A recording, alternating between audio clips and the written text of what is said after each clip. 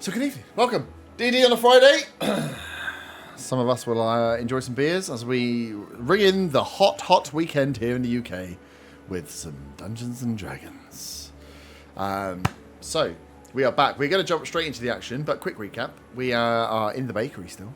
After last time out, you all managed to save Skeg, who was in trouble, but of his own. I wouldn't say all. Well, yeah, okay, not all. Collectively, as a group, you managed to get the goal done, whether some of you were involved or not, as Fabian ran away. And Skeg was got himself in a little bit of trouble with some loan sharks after betting on himself in the bakery fight club. You made a giant hole in the floor, popped your head inside, cast silence. That was a whole calamitous 45 minutes of my life I won't get back. With Von Van upside down, someone trying to grab him. It was great times. But once you worked out what was going on, made your way inside to find Skeg and the bakery fight club, as they were having bare knuckle fights underneath the bakery, just as a bit of fun in the city. With a few of you getting involved and having a few rounds, you managed to pay off some with the winnings of some of your fights, pay off some of the debt of Skeg. But Zaga and Fabian, in true snitch style, went to get Skeg's mum and brought Skeg's mum to the fight club to take Skeg away. After, though, he had quite a triumphant fight. Skeg matched up against the big butch gladiator fighter, knocking him out, dice rolls going against poor Butch, and becoming quite the hero before his mummy took him away after settling the rest of his debts. But yes, we had a fun time in the fight club in Allhearth. Faywin also, her mum had come and found her after Misty stepping her away from the bad men that she was with to check that she was okay, because she'd been in the city for a while and hadn't contacted her parents. Naughty. Like a day. Naughty. So the parents are there. The Commonwealth are having or arranging to have a meeting of the council to discuss the refugees that have come up from the Willow's Glade, which Mira was part of. Faywin helped set up, and there was a chat to be had. Zaga went in search of some dragon-born kin that were that also had been spotted inside the Commonwealth, having a chat with the kobolds that were looking after the ship, which went rather well, and waited to see if he could get an audience with them. Unfortunately, did not get one on this evening. Did leave the message, though. Did leave a message, which is true. Yep, and the message will be passed on. As they were Dragonborn in Allhearth for the first time for a very long time, the Dragonborn being seen on official Draka business in Allhearth. Arthur got some turtlenecks. That was fun as well. So you've had quite a wild time in turtlenecks. Yeah, exactly. Oh, he has to go back and get his suit, doesn't he? Yes, he's still got a suit to pick up. Faywin and Otto went to see the Sorcerer's Cave. I can't remember what it's called. The Mystic Emporium. Mystic Emporium. By where the proprietor of the Mystic Emporium performed a tarot-esque reading, a reading of the magic of Faywin and Ottar separately, to see if that would help her in finding some suitable equipment or magical items in which to sell to you guys. In doing so, tapped into the power that was behind Otter's power, being blocked off by his patron, who in the process managed to mark and scar Ottar's hand with a round sucker circle with a pin in the middle on the back of his hand.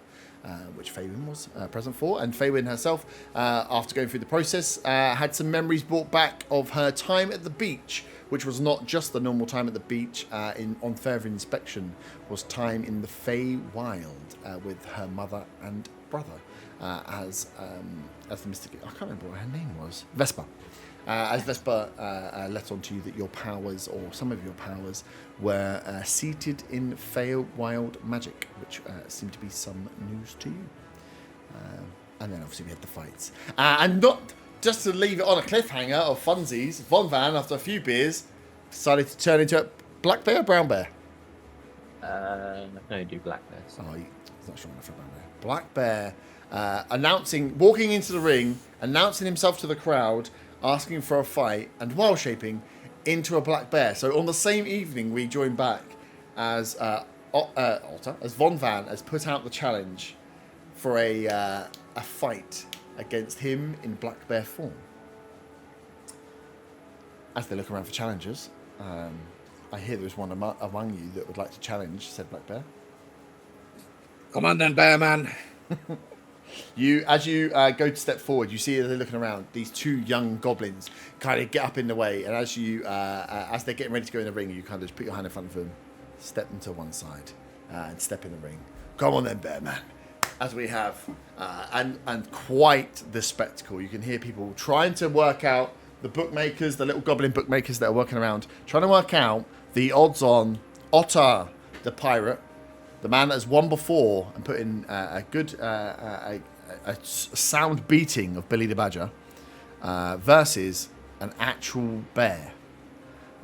So they're working through and go for. Is anyone putting on any bets for this fight? Dagger will. Yeah. Who are you betting on? Hey, can I get 50 gold on the purple guy? 50 gold on the purple guy. Yeah. We can do that. So you put 50 gold on Otter.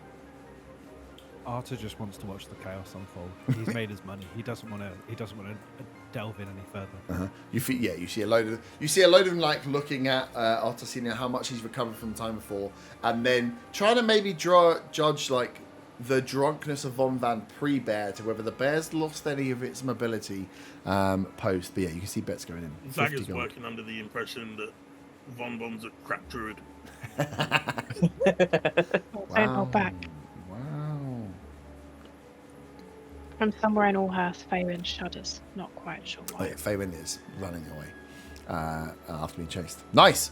So, Vod, you get in, wild shape, into the back bear as you stand up, as you see across the ring, stepping in, Otter, pint just finished, beer within his nice purple beard as he gets ready for a fight. Round-wise, you see, oh my god, I've even forgotten her name. I want to say her name was Beaver, but it's definitely Beaver, is it? Vera. Oh my god. Good work, me. Vera comes round, she's like, we've got a spectacle on our hands tonight! A bear in the ring! And I was like, way! It's like, versus the pirates! And it's like, ding, ding, ding, ding, ding, as the fight kicks off. Who would like to take the first swing? You remember, so you have 3 lives, plus your con modifier. So 3 plus whatever your con modifier as your lives, and you will roll attack versus defense per round. Each of you get attack, and you get to defend against. Whoever knocks down the other to 0 first wins the fight. I'll wait for the bear to lunge. Yeah. Roll your defense. So you can roll, strength or dex, depending on whether you are blocking or weaving. I'll be 13. That is a 12. So the big bear claw. I'm gonna do closed fist. I'm not gonna claw. Oh, hang on. I also need to know who's got what con things. Do you want to keep it from each other a secret, and we'll just play it by you going to be honest? Well, I know Van's got +2. Oh, I've so you got know it. +3. Oh, okay. So 6 versus 5. Oh, stronger than a bear. So the first one comes in. Big. Okay, even if you ball out, you maybe go with the claw and then think, and this is... and part of that thought of retracting the claw enables Otter to get in and just boom, hold off the big arm. As Otter, you're ready to retaliate on strike.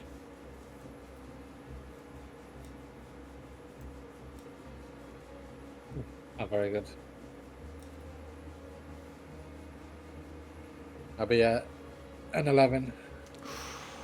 It's a 13. 13, again, another slog. Going in for the fight. You punch into a bear, you realise there's a lot of fur in there. Trying to find out where the actual body of this beast is. As you catch a slight, like, just under the chest, miss out on a clean strike. As everyone's looking around, waiting to see some blood. The crowd here are baying for some blood to be spilled. Bear, you're up. Bear. My next thing was a 5, so I'm pretty sure he's going to miss. We're going to be here for a while. The drunkenness is coming through. Yeah. Only just. That's an 8. Oh my god. Nice. So block again. You can see it's the bear. You're realizing now, Von, as well. You're having to think about. You're in a boxing ring, so you're feeling like a boxer, but you're in the body of a bear. Bears aren't necessarily up on their back behind trying to box. So you're trying to get the right form that you need for taking down someone in a boxing ring. Being strong might not just be enough. You need to get into the mode of bear. Otto, you're up. Or bear, you're up. I can't remember who was up. You know who's up. That's a 10 My God. to hit. That is 16. Another block. Jesus Very Christ. intensive fight so far. It's a lot of blocking. You see the crowd starting to, as you like bunt, it's a lot of heavy up. You're throwing body shots and there's, again, no blood. The crowd want to see blood. You can hear there's some restlessness amongst the crowd. As at the moment, you two are just trading body blows as Vera tries to keep the crowd going, waiting for someone to land a big slash across the face or a big blow. We then want to see some teeth fly, some hair be ripped, some blood be splattered. That's a 4. Oh my sweet baby Jesus. I mean, I rolled a 5, so that's a 7. Oh my God. Art stood at the side with his head in his hands, just like, what is the quality of this fight? I He think promised greatness from his hit the purple champion. Zaka This is turns what's to one of the happening. goblins and says, "Can I get my money back?" it's like, no, what's the fight stats, no bets. I say to Von, don't hold back just because you're a bear. I think Vera looks to you, Arthur, and goes, are these guys like pulling their punches, or is this going to go on for a while? And then I after think they're just drunk, maybe, or just. I mean, they do know each other. But one's a bear. Maybe he's lost all reasoning.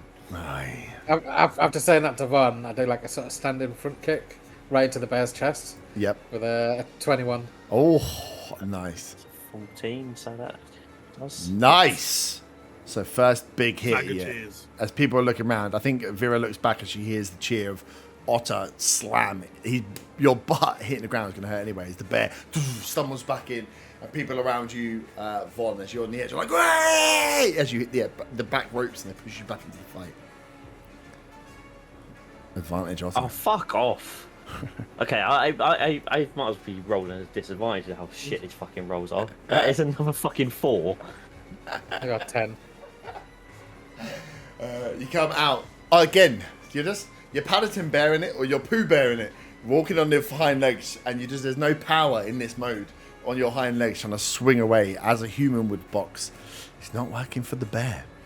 Otter, you see, Von he's really struggling here. As he lunges forward and misses, kind of drop down and try and swipe his legs away with a 19. Just swiping the legs away from A bear? That's a dirty 20. Oh. Otter, you see him stumbling. He's leaning forward. Head uppercut to the face. Maybe like take an arm. No, you like leg swipe. And as you swing round, you realise legs are probably the strongest thing on this bear. As your leg comes across, and just like first one hits, you just clatter into the side like a failed slime tackle as you fail to swipe the legs away from the bear. Bear, finally, That's on all fours. a 9. Oh my God.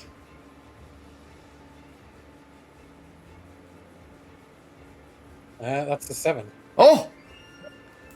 Oh! You know, It's happening! It's It was on happening! a 15, then rolled over to the 5. So yeah, as you notice, down, as you've been trying to be knocked, as your arms, you're like falling down. This is an easy swipe for you. Otto's laying on the floor in front of you, scrabbling to get away after failing to swipe your legs. As you come down with the crotch shot, boom, straight near the nuts. When I say not, it wasn't quite high enough to be a nut shot, but close. Otto, you take a blow. Everyone's like, oh! As you get slightly winded as you get yourself up to your feet, ready for another round. As I'm getting up, I try and, try to kick him in the nuts with a 9. This doesn't become a game of ball tag, I'll be honest. that's a 15. Bear's nuts. Hidden within their furry, furry fur. Go for the kick. So you're just trying to turn this into that fucking John West advert.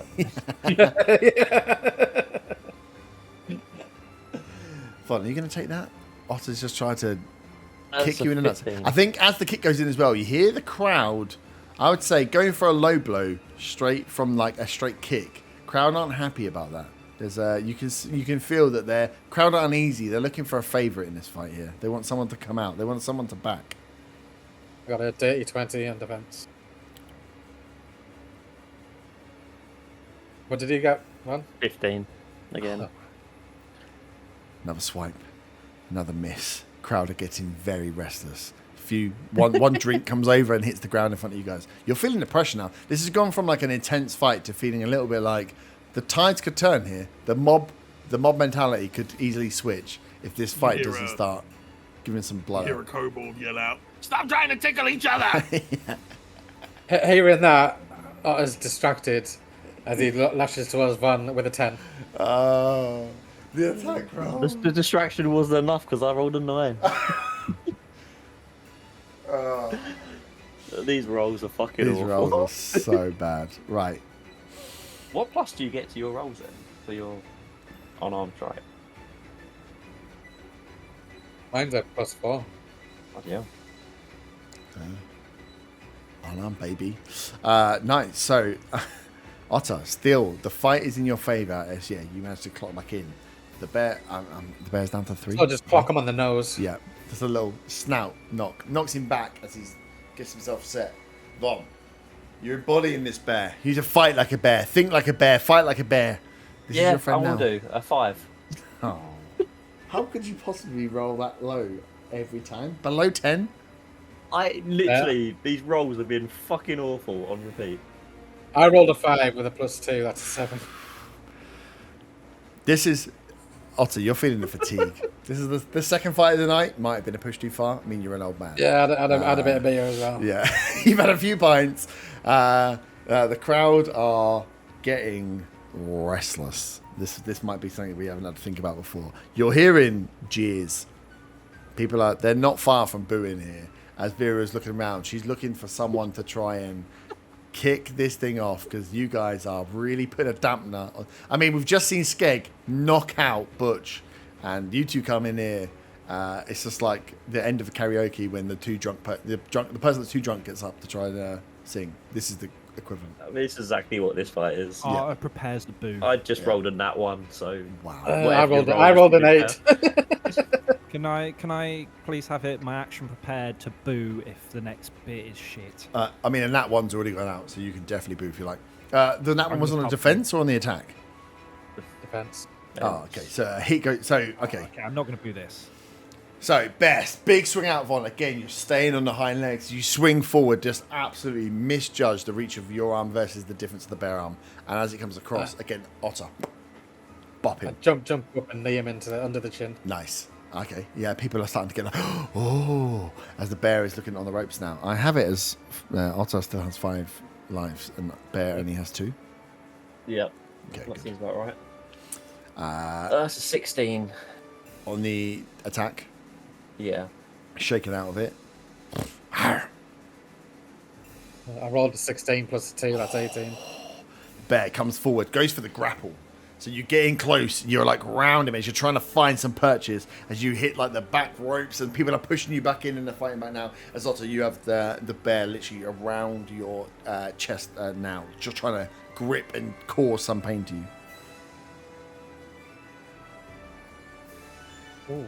Yeah, as he tries to grapple me, I sort of duck under his arm, spin round the back of him, and punch him in the back of the head with a 23. Punch him in the back of the head. What a fucking 4. Fucking hell. 4. Jesus.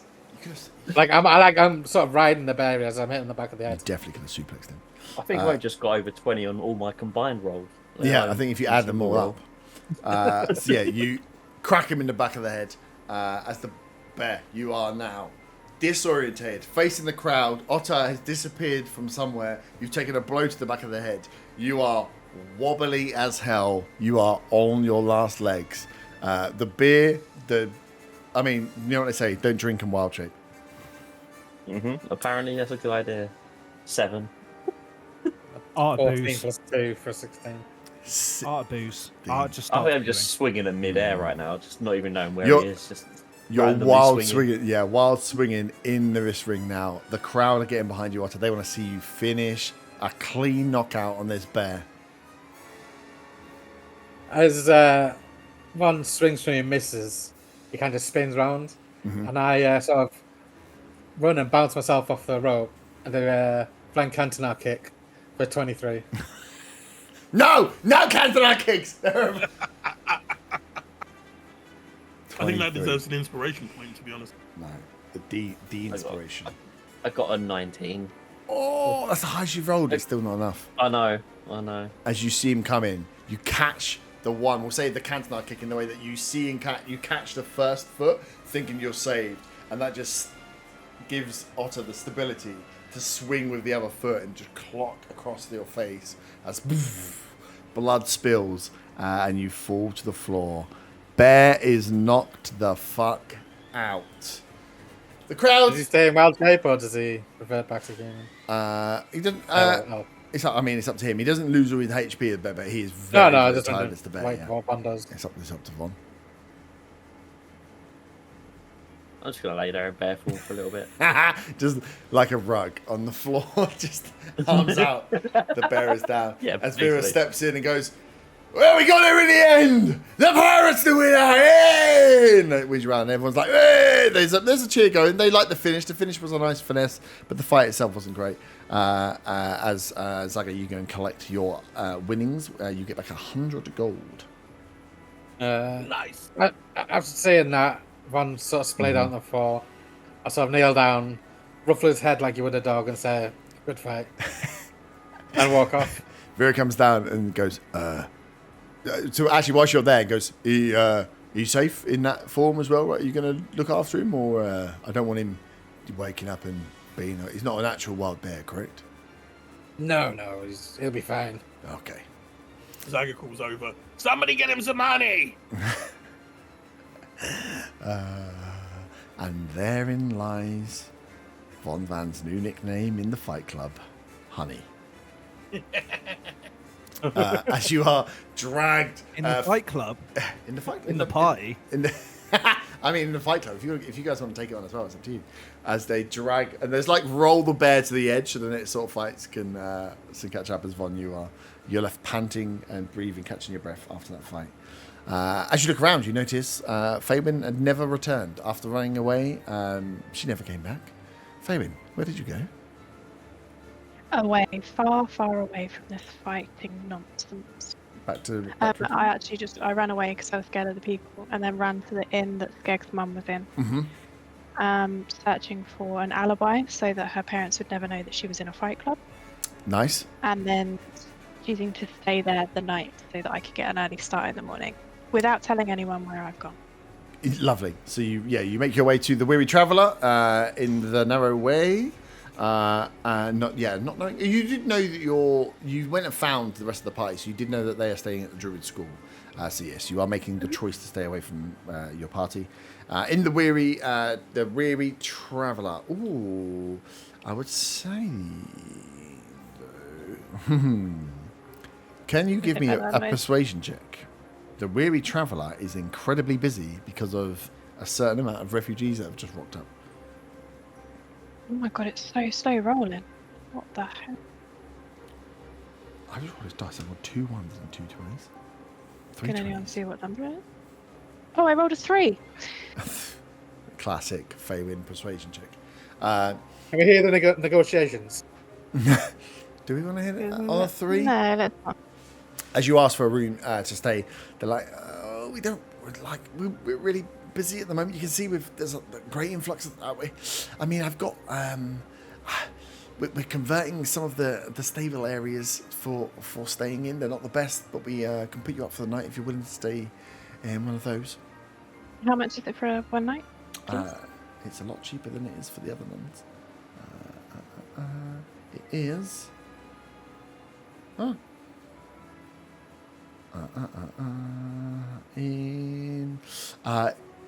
We're charging 5 copper pieces. I'll pay triple if I can have a room with a lock. Oh, roll a persuasion with advantage. It's failing Jesus. Because you in the stable, there's no locks. These are bunks that are just they convert stables to space just to make money. Is anyone else's D&D Beyond incredibly slow? That's why I use real dice. Hold on, I've Yeah, done I one can't which is a 3. So. I can't actually see what the rolls are either because mine's for some reason the screen's fucking off on that. Yeah, really. I blame Microsoft. Bloody Microsoft, you bastards. Could be. So with advantage, it is a 7. A 7 with advantage. I rolled I rolled a 3 the first time. You can see the human behind the bar is like, I'm sorry, we've already promised out the rooms, but you've got a bunk in the stables if you need one. I want to stay with other people. What time is it at this point? It's late into the evening. I won't rock up at my parents' door at this hour because they're going to worry. Oh, I'm going to have to go tail between my legs and go to my parents' house because I can't be... Someone will rob me. Do it. Well, you can stay in the stable if you want. No, I'm going to get robbed and you're grinning, so I'm going to go to my mum and dad's house. Yeah, I don't think you're going to get robbed. I don't control that. I'll do it. I know that they're staying at the Druid's place, right? You know they're staying at Drew's house here. Oh, I'll just go there then. I didn't want to see them. You can't just rock up and get a room. That's not how it works. Why not? Oh, Because you have to be signed in. It's like a school. It's like a hostel, and you It's like can't a check in after 9 p.m. Can I go there and try and persuade them to let me in? And if not, The I'll go to my Druids? mum's house. Yeah. Yeah. I mean, your persuasion's gone so well thus far. Yeah, I know. I'm feeling lucky. Can you tell? You make your way. Yeah, you make your way to thinking of all the plans and all the different ways to not go home. You make your way through Morgana's throne to the Druid house where you found the guys. As you get to the entranceway, and you get checked in a bit like an army barracks type thing. To get into the block itself, there's like a guard to get through. As you ask for your name at the front door, he's like, "What room are you staying in?" I flutter my eyelashes and I roll a 20 persuasion check and say, I'm staying with Von Van. Von Van, you know him? Now, do I let there's a this bun bun. happen? Or a honey. I was waiting for Von's name to change so I could remember what his surname was. We're all in doubt on that. Okay, so he looks at you and goes, "You're staying with Von Van?" Yes, we're dear friends. Oh, Von Van's got dear friends. Not that has he? dear. No, not Okay, and he goes, not that dear. "Room 15." Thank you so much. And Feynman blushes and like scuttles in at this point. Gives you the key to Von Van's room. Okay, I'd like to go through his things. So Whoa! What the hell are you gonna? Von Van doesn't leave these things in there. Faywin's turned into Zaga, and I don't know how I feel about it. because she finds him so endearing, she wants to be like him. I flatter my eyelashes Yeah, that's what it is. and Yeah. tell people that I'm staying in Von Van's house. Nice. One room only has a single bed, right? All they are. They're single bunk rooms. Yeah. Yeah, but let's remember that he's now currently a bear. And drunk. And I only need 4 hours for a long rest, so I think I'll hedge my bets. I mean, if he's drunk, he might take longer than 4 hours to sleep. So. I mean, Well, I don't care. if it's this time, like we're probably back already anyway. So yeah, it could be actually 4 hours. So yeah, you guys. So Faywin, you deliberate on what to do. Can't find space in the Weary Traveller and head back. Convince the guard to let you go and stay in your dear friend Von Van's room. He gives Which you is locked if he's not inside it. gives you a surely. wink. Yeah, he gave him the key. He gave her the key for it. This is army barracks style. So dear friends coming back to stay with druids is maybe something that might happen, and the guards. Sometimes maybe this is more of an occurrence than we're I'm glad expecting. it's secure. I'll be telling my father. So in the morning, it'll be all around the barracks. Oh yeah, Honey's got a lady friend. Honey Boo Boo. He's a honey trap. I only used him because he's got his fucking druid status. I thought that would get me in. Oh yeah, it worked. You got in. Oh, it's mean, got to you be in, fair, all right. Probably better staying in his room than any of the rest of us. Don't forget that yesterday I knocked on everyone's door True. and I saw the state and I mean, smell. that sounds like Yeah, the but kind no of one lady heard you friend. knock on Arta's door. Remember? Mm-hmm. Everyone heard. So Faye's using Bond for his benefits. I will knock every single one of you out in real life. Just remember who you're dealing I with. just Thank say you. that's what you said to me for your. But you said I roll persuasion. This is what I say. So I'm like, Flutter her okay. eyelashes. I flutter my Von's dear eyelashes friend. and I say, I'm Von's dear friend. Please let me in. I in my head said Yeah. army barracks. I've heard stories about army barracks. You know, I put 2 and 2 together. Listen, I so did sleep the there, guard. all right? No, it's fine. You do. So you get into Von's room. The rest of you are drinking. It's into the latter part of the evening. We're talking so Fabian, by the time you get back, with them having fights and whatever else, it's probably like 10, 11 p.m. You guys, once you've had the fights and you've had another few beers, you're getting close to midnight. This fight Zaga club does goes through want to to early morning. actually get some sleep because he wants to be out early again. Arta doesn't remember what the next plan is. Like, this is the only plan that's in his mind. So he's going to keep drinking for once. Yep. You never go to No, bed. no relation to real life. So I'm just going to start removing money from can't just stay here for 3 hours. Arta's balance, and we'll just assume that I've removed like 5 silver. We'll assume that keeps him going. Oh, keep going. This is cheap here as well. This is like an underground boxing ring. So this is like I bought the booze at Tesco's and I'm selling it for 50p. Oh, he's a buying drinks for other people as well. Oh, nice, He's money up, Yeah. and sorry, let me change my voice. He feels like he's found his people. Nice. Zaga Fair, bids fair, the group farewell and says he's got business to attend to in the morning, which isn't at all suspicious for Zaga. I've got business. I would change back into normal shape. That after that fight, I definitely had too much to drink. I'm going back as well, Zaga. I'll come with you. I'll come as well. I'll help the Von stumble home. Leave Arta getting pissed by himself. Good. I mean, we're all quite drunk, and I'm assuming Arta's following us anyway. Well, Arta doesn't, as we know, Arta doesn't really do heavy drinking. Mm-hmm. But as we said, he's money up, and like he's gonna wake up in like a hedge somewhere, fully clothed. With his turtleneck on. Still turtleneck. I'm hoping for no. I will roll for it if I need to. I'm hoping for no breakages in the turtleneck. The turtleneck's very important. I think you know, the turtleneck is the least of your worries, so that's fine. No, it's the most of his worries when he wakes up. Oh yeah, I see what you're saying. The least of his fears. Yeah, you can do that. Biggest Carry on of his drinking. fears. I Biggest think of you his fears. guys would probably like the ones that going back to Druid House. Probably get when you get too far away from where you've just been, and then you're like, oh shit, did we leave Arta behind? And you're like, can we be asked to go back? It's quite.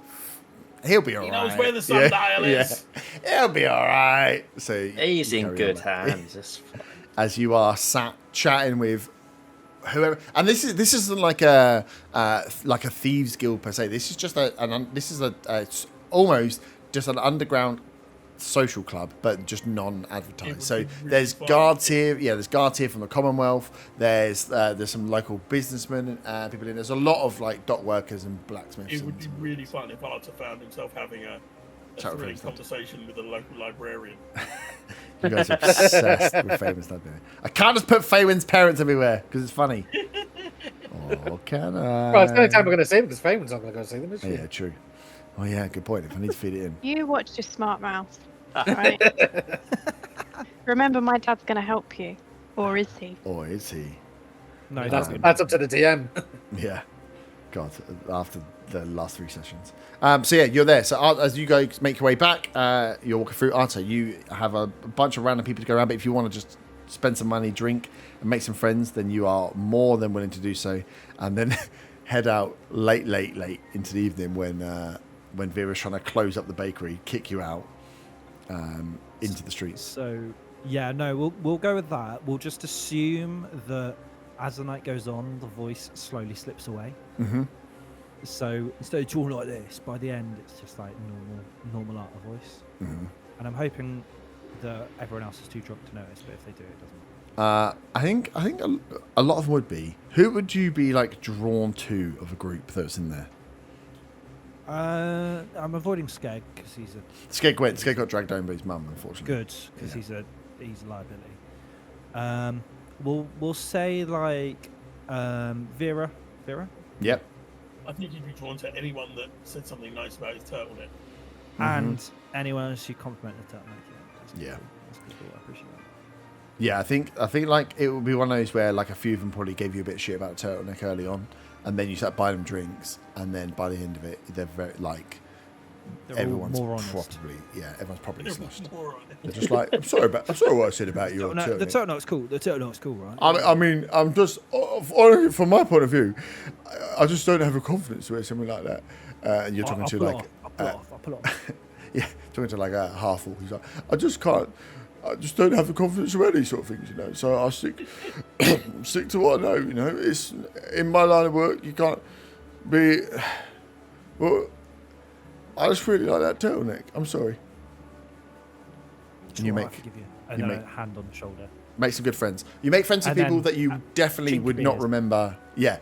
This is the one where you will probably have multiple occasions where you clock eyes with someone, where be it in a market or in a blacksmith stall or just out on the street in Allherf, where it'll be like, do I know that? Where do I know that guy from? Do I? No remembering of names. I or was not anything going to else. remember any of this. Oh, yeah. Way too drunk. But no, yeah, you can carry on. Where would you be aiming to try and get back to the druid's house after? I would, but I don't know how my... I've got quite high survival, but I don't know how my actual abilities will fare. Roll a survival check at disadvantage. I like survival. I was just going to make you roll a luck check, but survival seems even more fun. Yeah. Well, I'm trying to survive.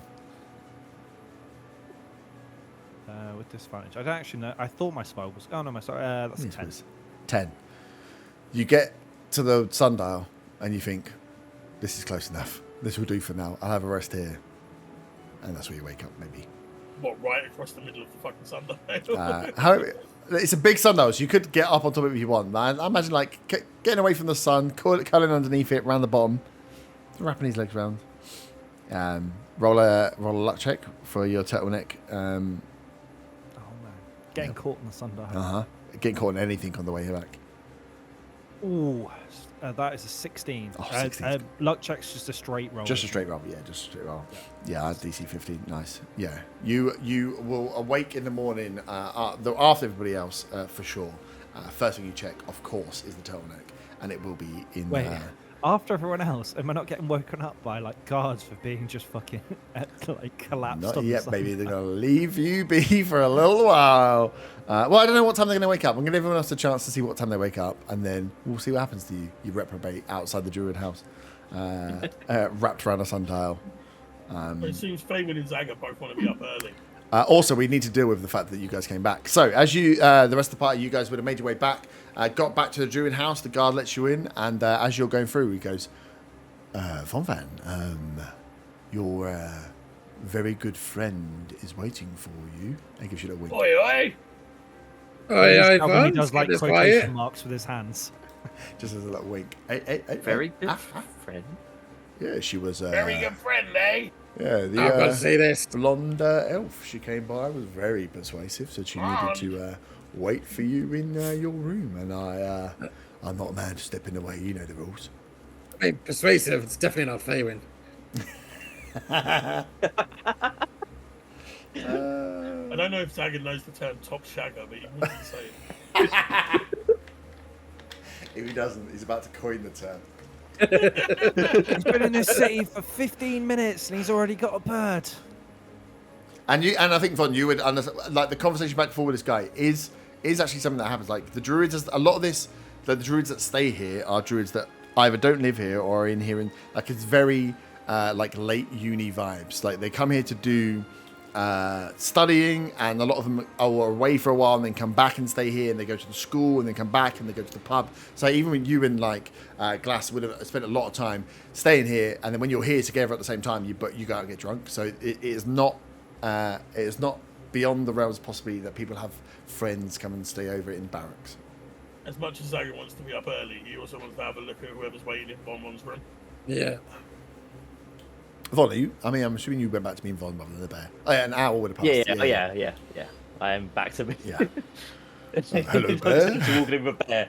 Oh, Von, you must be Ah, you must be Von. Yeah, and I think this guy is probably someone you would mildly recognise as well. I rolled a luck check for whether he knew who you were.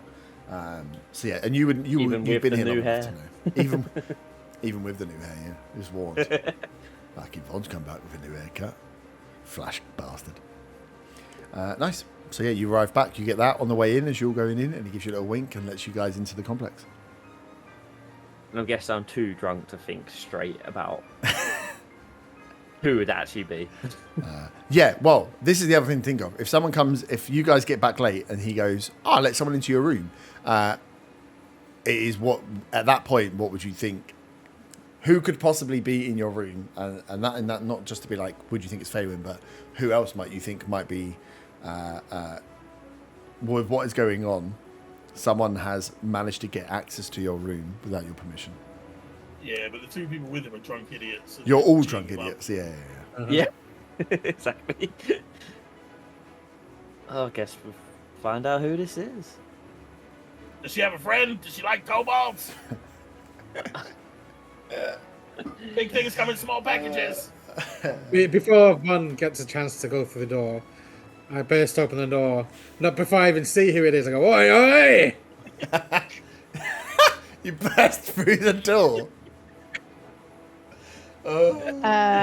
Otter startles both Faywin and John awake, and Faywin draws her bow. Fabian, what are you doing got a here? feisty one there. I didn't know you were Von's special friend. What do you mean, special friend? The guard said Von had a special friend waiting for him. Oh, With a wink. with a wink. How dare you? Oh, it's Oh, only you're- Faywin? Oh, for fuck's sake. What do you mean? He said the person was quite persuasive, you know. So I wouldn't have necessarily. Yeah. I'm rubbing my very sleepy eyes at this point. But yeah, have it in me sometimes. After your shenanigans at that awful fight club, I just needed somewhere to rest, and the inn was full. So, I mean, don't you live here? what do you Like, mean? I don't live in the your Jewel's house. So. Yes, but that's for another time. I didn't want to bother them this late. So we're going to go and see them in the morning. I think. I'm not sure where you've got this wheat from, but no. So as a reminder, so this is like so the middle area of this complex is like the open, the rec room style, not rec room, food hall bit, open air, and then all the rooms around. As you guys are just outside, all stood outside the door, talking into Faywin, you hear like a door open, and someone just go, "Can you shut up? We all got to sleep. Come on, this is not fair on the rest of us who are trying to sleep. Please go to bed." And then the door slams. Shut up. Which sex are you from? I will be reporting you in the morning. Zaga casts vicious mockery. That does natural damage. No, I'm joking. It doesn't cast. Every door opens. Out comes an individual animal. You're now See, fighting bears are a pretty snake, shit, a bear, a cat, a dog, a hawk.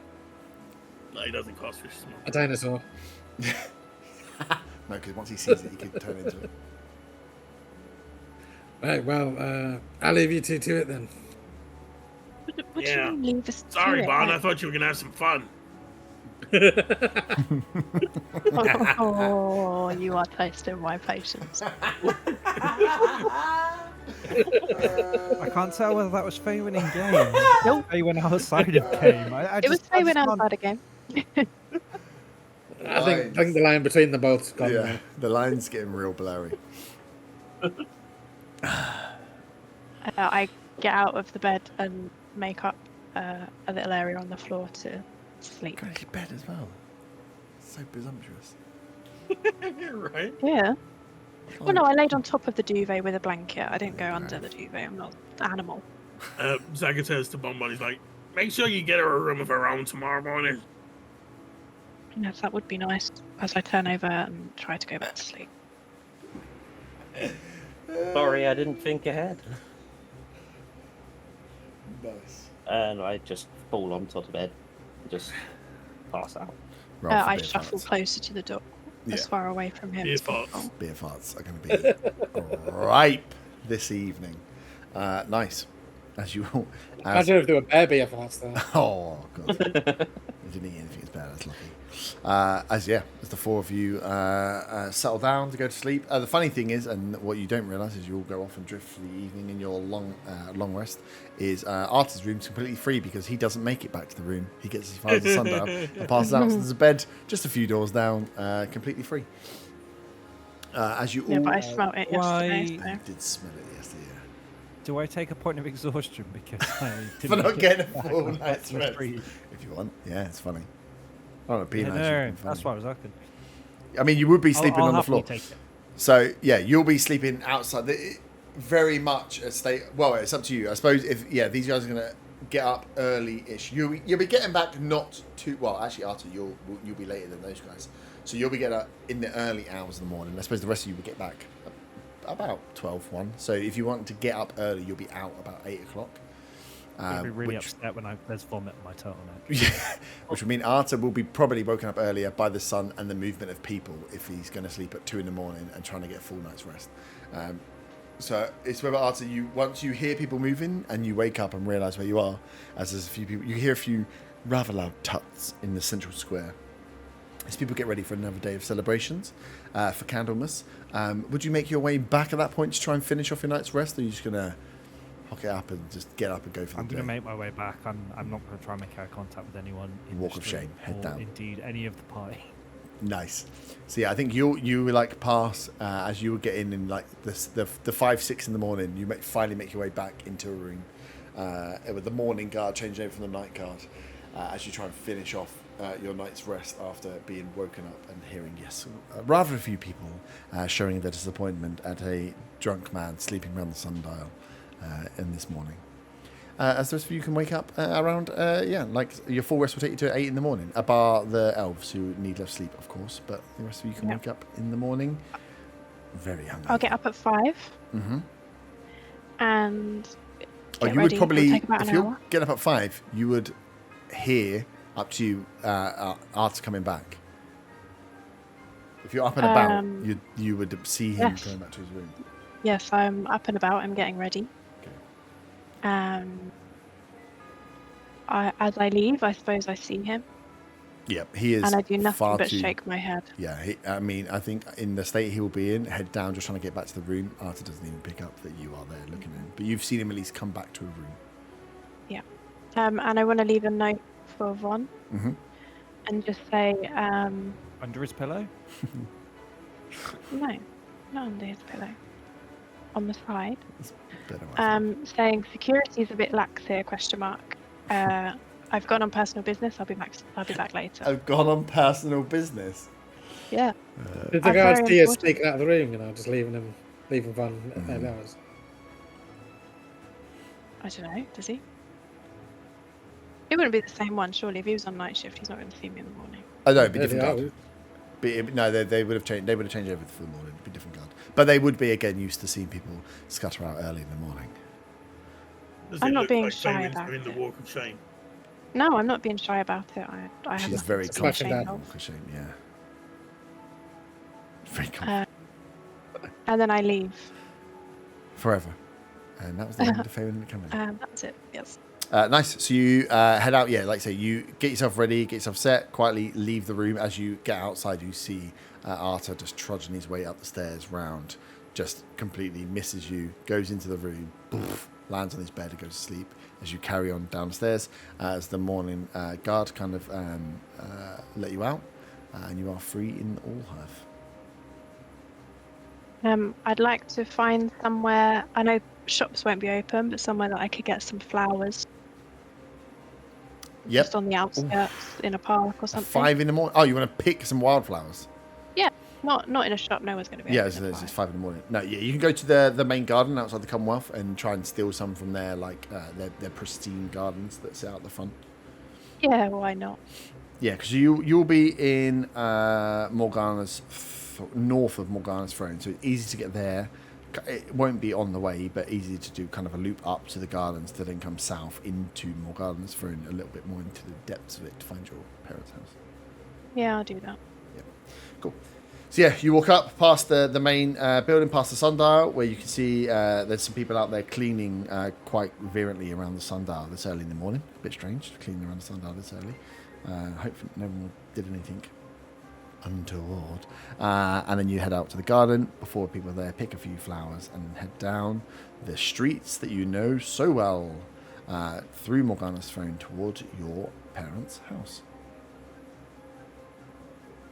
Well, we might as well carry on because the other guys won't be up for a few hours. I am assuming you have a key for said house? Yes. Yes. Nice. So you make your way there as you get to the front door. The Morgana's throne is still a quite built-up area. So your parents live in one of the large townhouses. They are 3 stories tall in most cases. Some of them, and your one does have a really nice little roof garden where they don't make up for actual garden space. They have their gardens on the roof of these townhouses, but they're all in a terrace. But they're big ones. Think like North London posh Islington housing. As you make your way in, as you open the door and you hear the rattling around of the kitchen. Someone is definitely up this early in the morning, and that is unsurprising to you as both your mother and father are early risers. So you let yourself in. You're going upstairs to find. I think the door going. You kind of hear something stop as there's a look down the staircase. Kitchen on the middle floor. So as you look, you hear the stop of movement as someone kind of peers down to see who the hell has let themselves into the house. Yeah, I walk to the bottom of the stairs and look up, smiling sweetly.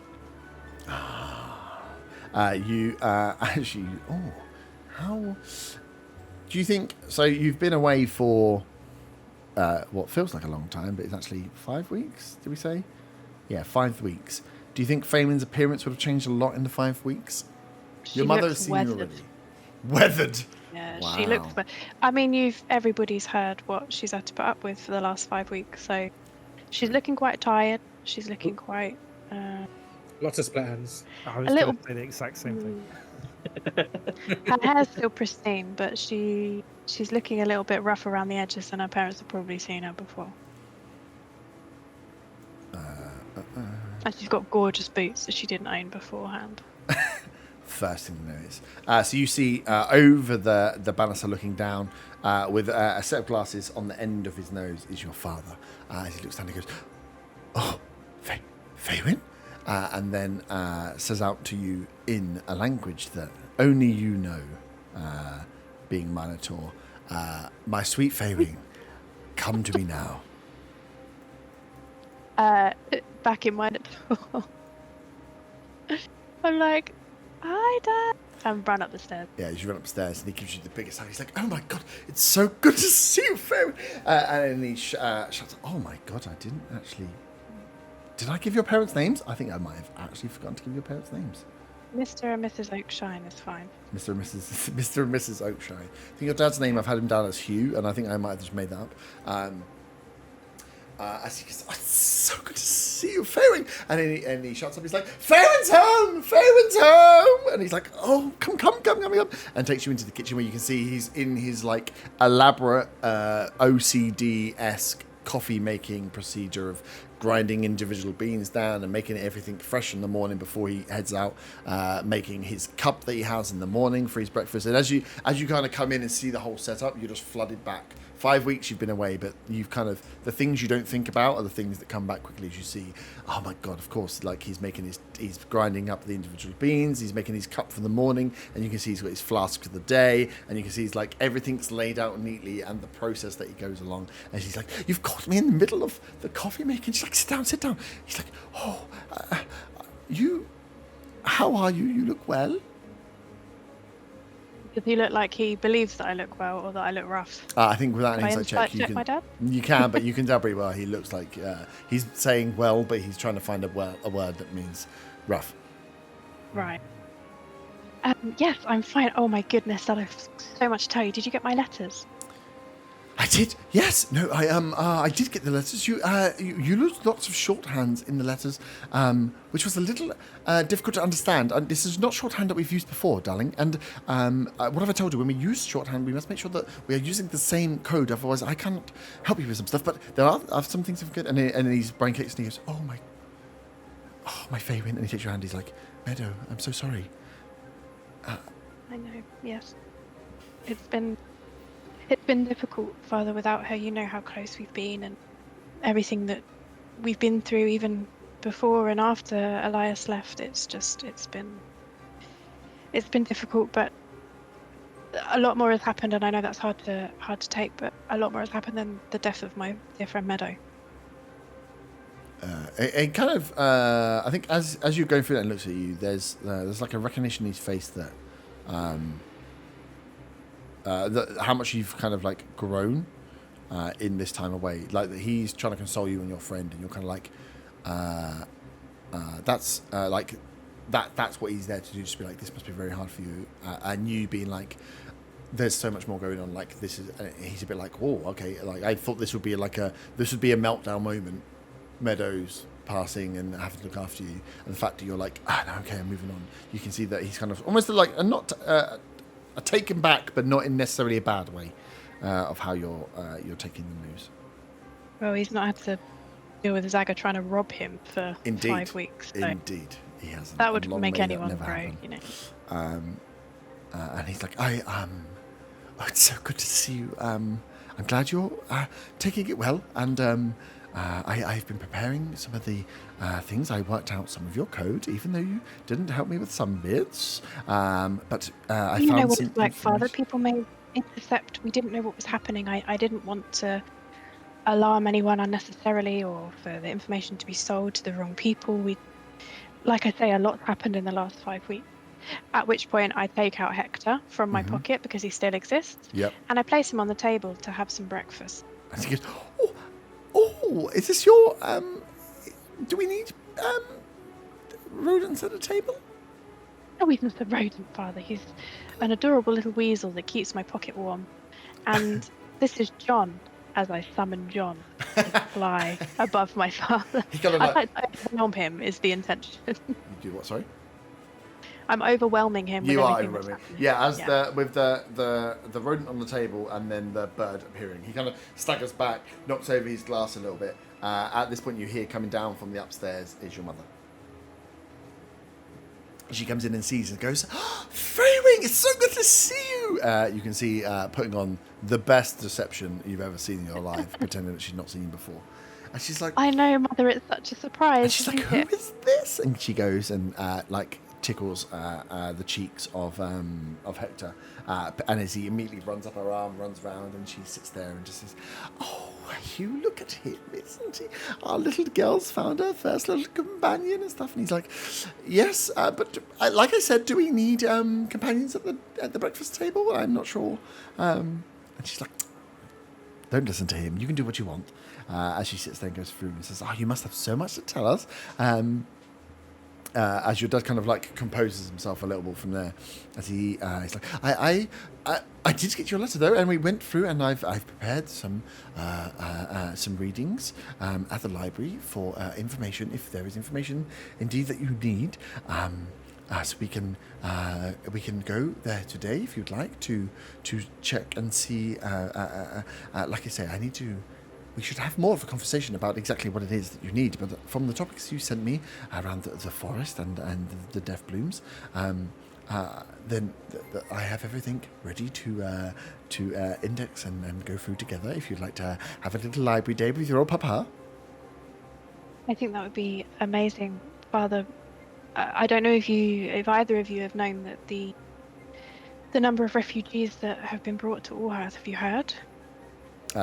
Your mum kind of looks strange at you, and your dad says, "I have heard mumblings, yes, from those in the Commonwealth. There's a council meeting to be had soon, I believe, right, to discuss exactly how we house those that are in need." Yes, but not soon enough. They've all been displaced because of the issues that I wrote to you about, the issues of the forest. we really need to go through things, Father. We really don't have much time. Okay. This is good. Let me if you let me finish my my coffee, and then I will be heading over to the library, and we can make our way there, and we can spend as much time as you like going through whatever you need. Wonderful. And Mother, may you help me with some of my clothing? It's quite torn. Maybe if we go to my old room, see if I've got any other clothes that I could take with me. These ones are a little pongy. She's like, that's a hard degree for me. They are quite pongy. Yes, you could do with a little refresh, couldn't you? Let's leave your father to his rituals, and we'll go get you cleaned up. The intention of doing that is because I want to get my mum on her own and find out how she's just being all magic and that. I've not seen it before.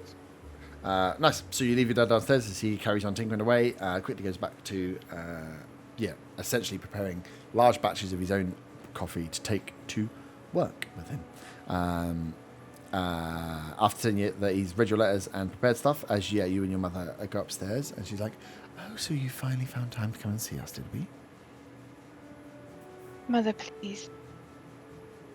It's so much open, and I wasn't going to not come and see you. There was just other more urgent matters that we had to attend to. I'm just saying, your father... No, I know you're just saying, but he doesn't know, and I really appreciate that you didn't tell him, and if we could keep it that way, that would be great. But for now, there's other things I need to speak to you about. Well, it sounds like you've got a very, very busy day with your father ahead, so how about we get you some new clothes, get you tidied up, because we can't have you walking around Allhearth embarrassing your father at the Commonwealth, smelling like you do. Mm-hmm. But Mother, we really do need to have a conversation before I'm on the road again. We can have a conversation whenever you like, dear, about whatever it is that you want. But let's worry about getting you. And she's like, you can see now she's trying to just pull out some stuff from your wardrobe, throw some stuff on the bed. She's like half in the conversation, half ignoring you, kind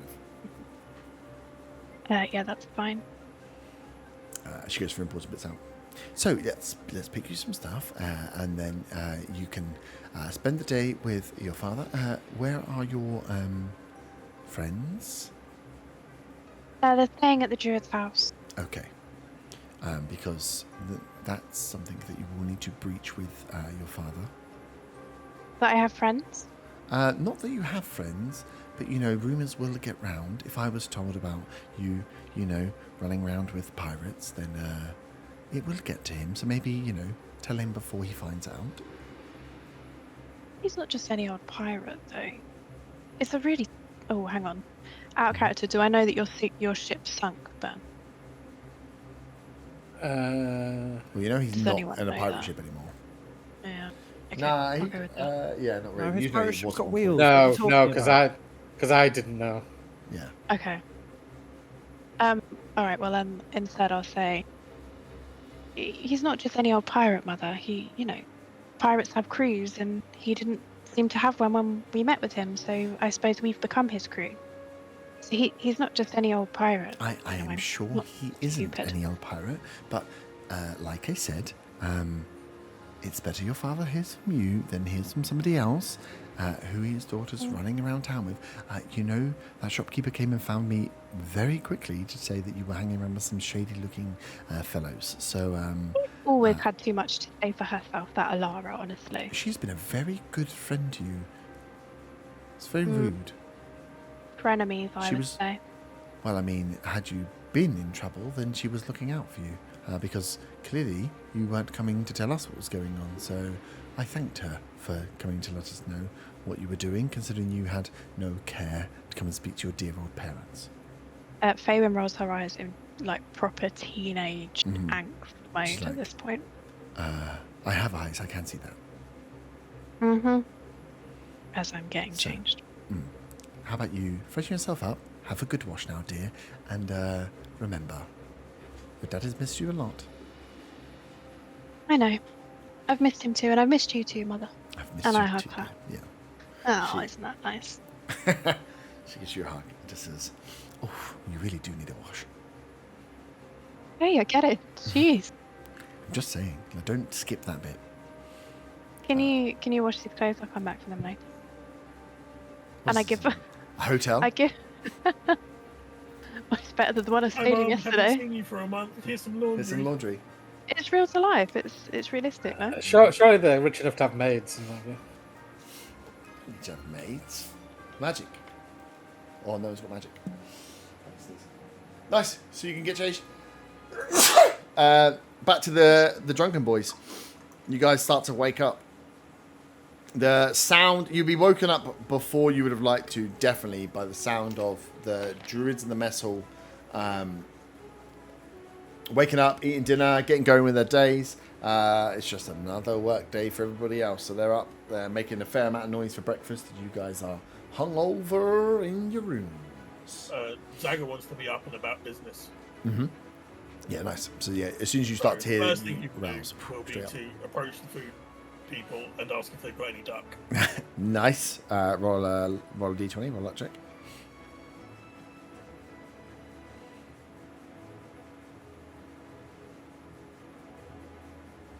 Oh, for fuck's sake. 2. 2. I think you know the answer. As you go and ask for duck, you find the guy that was there serving the food. And he goes, "Ah, you want the duck? No, we don't do the duck every day. You can't have duck every day of the week. I mean, not even you can handle that, right?" I didn't get any duck yesterday. I only got the tray of fat. Oh, I'm sorry, my little man. He's like, "We don't do it every day. Try again tomorrow." Oh, God damn it. Next, Zaga will approach whoever it looks like might know if there was a message delivered for him. Mm-hmm. Yeah, you can go He to the wants front to guard. find- Yeah, he wants to find out if there's been a message come from the Commonwealth from the Dragonborns for him yet. Nice. So yeah, you go to the front guard, inquire there about any messages, and I'm sorry, not had anything come in for any kobolds. Not really had any messages, to be fair. Were you expecting something? Oh, I'm hoping something comes soon, but fine. Hey, you'll know. Is there a shop around here that sells sort of well, how would I describe it? Sort of magical items? You know, like weaponry, armor, that kind of thing? Magic. I mean, there's weaponsmiths, and it all really depends on exactly what type of magic you are looking for. The druids, we have some stuff. If you are enrolled in the school and it's something you want to partake in, we have some. Oh, you give me stuff? If you enroll and go on the journey to become a druid of one of the 9 How long does sisters. it take to get free stuff? Well, it all depends on the god you choose and how long the path that you choose to get through. It could be anywhere between 3 years. I've already and looked 5. through I've already looked through the telescope upstairs. Does that qualify me? I mean, that if the circle of stars is something you want to look at, then yeah, please. Tycho, if you have spoken, you must have. If you used his telescope, is one of our greatest druid teachers. So yeah, if you can look to enroll at the front desk within, I don't know, 3 to 5 years, we'll have you. 3 to 5 years? Yeah, it's a long journey to learn the arts and the crafts and the I've already seen lore more behind. stuff than most druids anyway. He looks at you like, okay. So You ever seen a vampire? how hungover are you?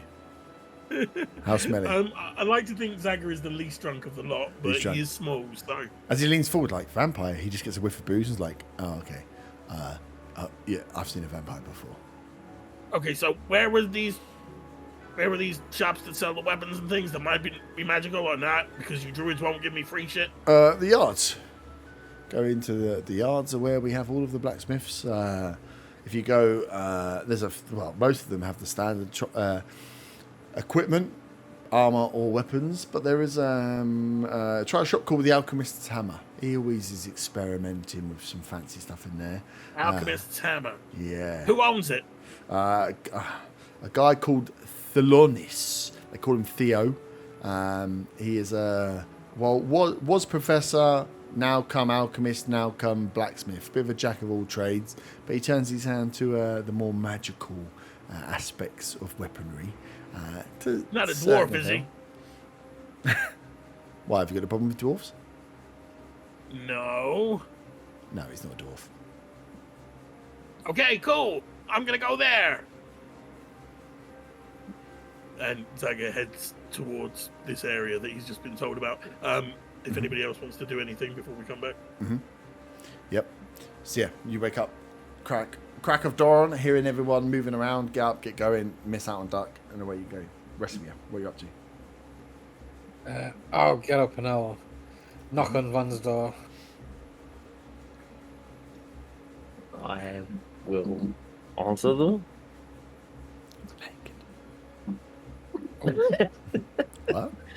What? Morning, No. Van. There's Morning. Favorite's still here. No, she left a note saying about personal business or something. No, okay. How's your head? Probably could have done with a few less of those punches, I suppose, but you know. Yeah, it was fun though. I'm always getting down for a rematch. We can go right now if you want. Need to get used to those bear paws. I will swing all over the place.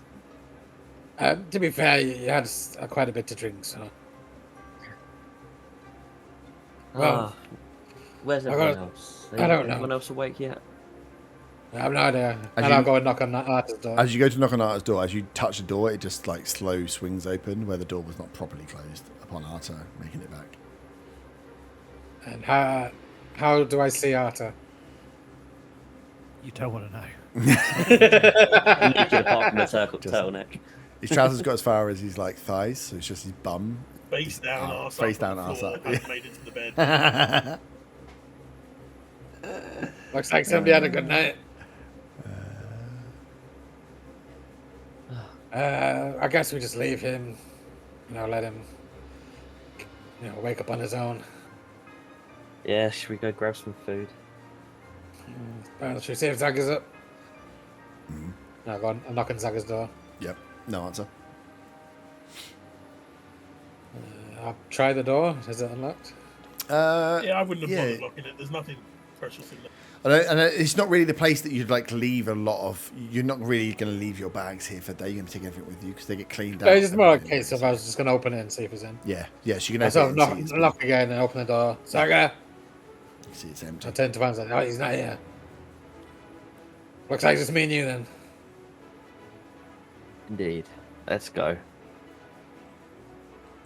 Nice. And go down for a fry up. Nice. You go down and get some food. What you can do, just jump in if there's any bits you want to do, depending on what everyone else is there. And Arta is awake. I think you'd leave the door ajar just to air the room out. Probably safest. Leave his ass on the show. Who's this the tiefling? Yeah, just leave it wide open. Yeah, just let the air breathe in, just to give him. The sound will be more annoying, but when he wakes up, he's going to be appreciative of it, hopefully. As you crack on. Breeze tickling his ass. Yeah, that's cool. Fabian, you get yourself clean and tidied and set up, ready to. Are my clothes being washed for me? Your clothes can be. Yeah, your mother will take whatever the clothes you want as you switch out your things. As much as you made a fuss about it, she will do so. As you get yourself ready, she goes off to do laundry within the house, and your dad finalises his little morning routine for breakfast, drinks his cup of coffee. Are you going with just him? Or are you going to pick up people? What is your plan? I'm going to go with just him. Cool. So yeah, once you get changed, you come downstairs, and as you come in, slightly clean and healthy thing, as he's finishing the last of his morning coffee, he just says, again says in Minotaur, he says, "It's so good to see you, my dear. You are beautiful." As you can see, he's enjoying that you are back in the home.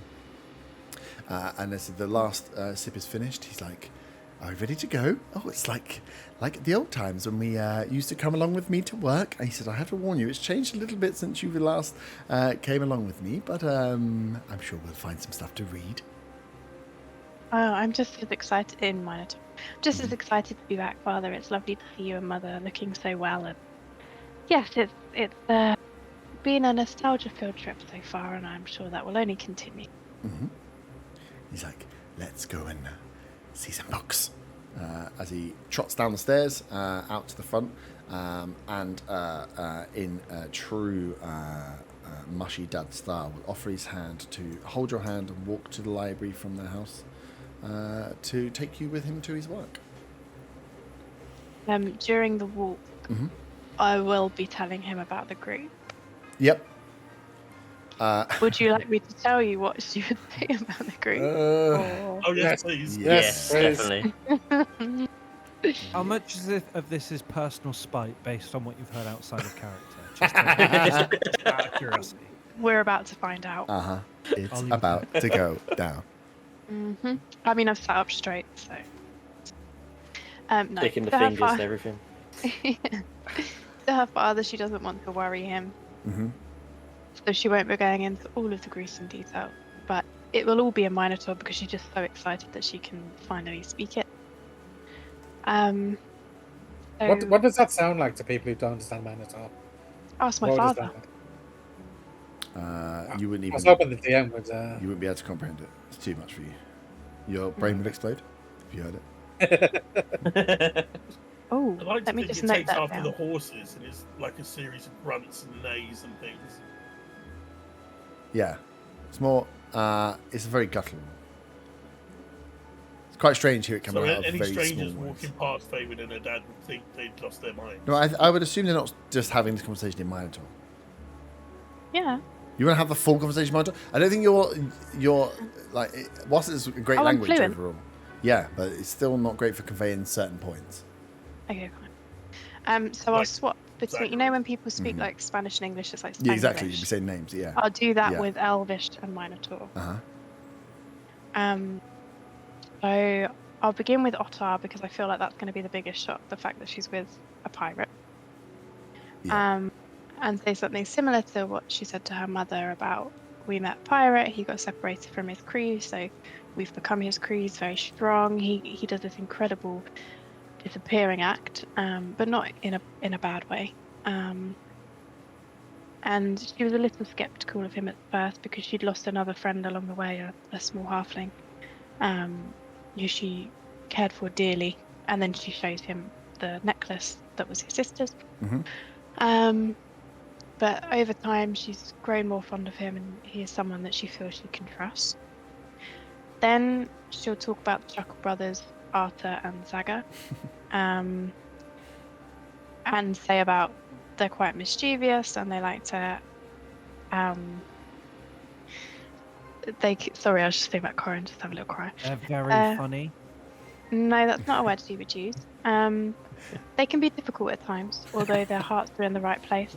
Zaga the kobold is an incredible musician, and she's never seen persuasiveness like it. And she finds that really inspiring. And although Arthur seems to not care on the outside, he's saved the group, and indeed did a beautiful ceremony for Meadow after she passed. Mm-hmm. And then she'll tell him about Von. He was one of the first that she met on her journeys in Redvant.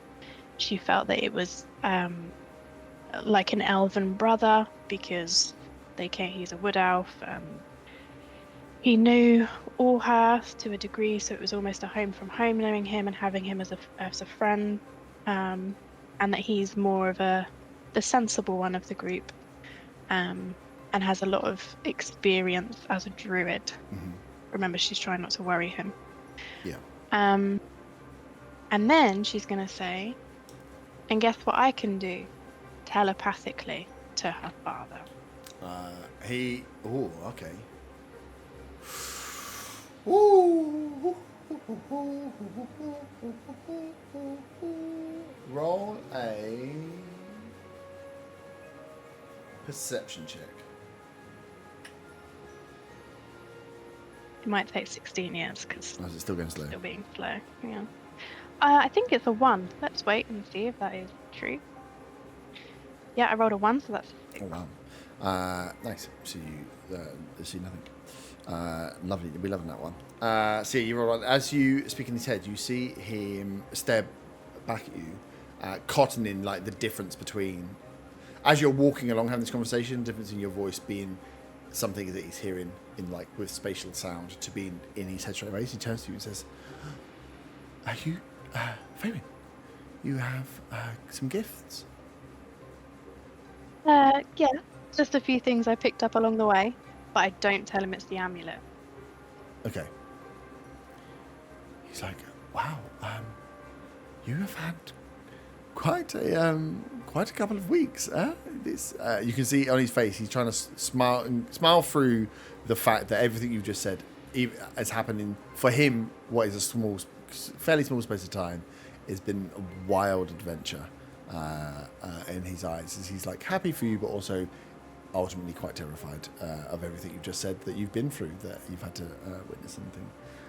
But yeah, you as he kind of is very surprised that you have gifts. And that's just the start of it, Father. Honestly, I've not told you a single thing, really. And then I'd like to... How far's the library? It's not from your house there, probably 30-minute walk max. Okay. So another thing I'd like to talk to him about is a travelling merchant that I met that had a ring that holds souls in it, and the fact that I'd like to speak about dark magic. I say that in Minotaur so that people don't understand. And wondered if that's anything that he has in his library. He'd be like,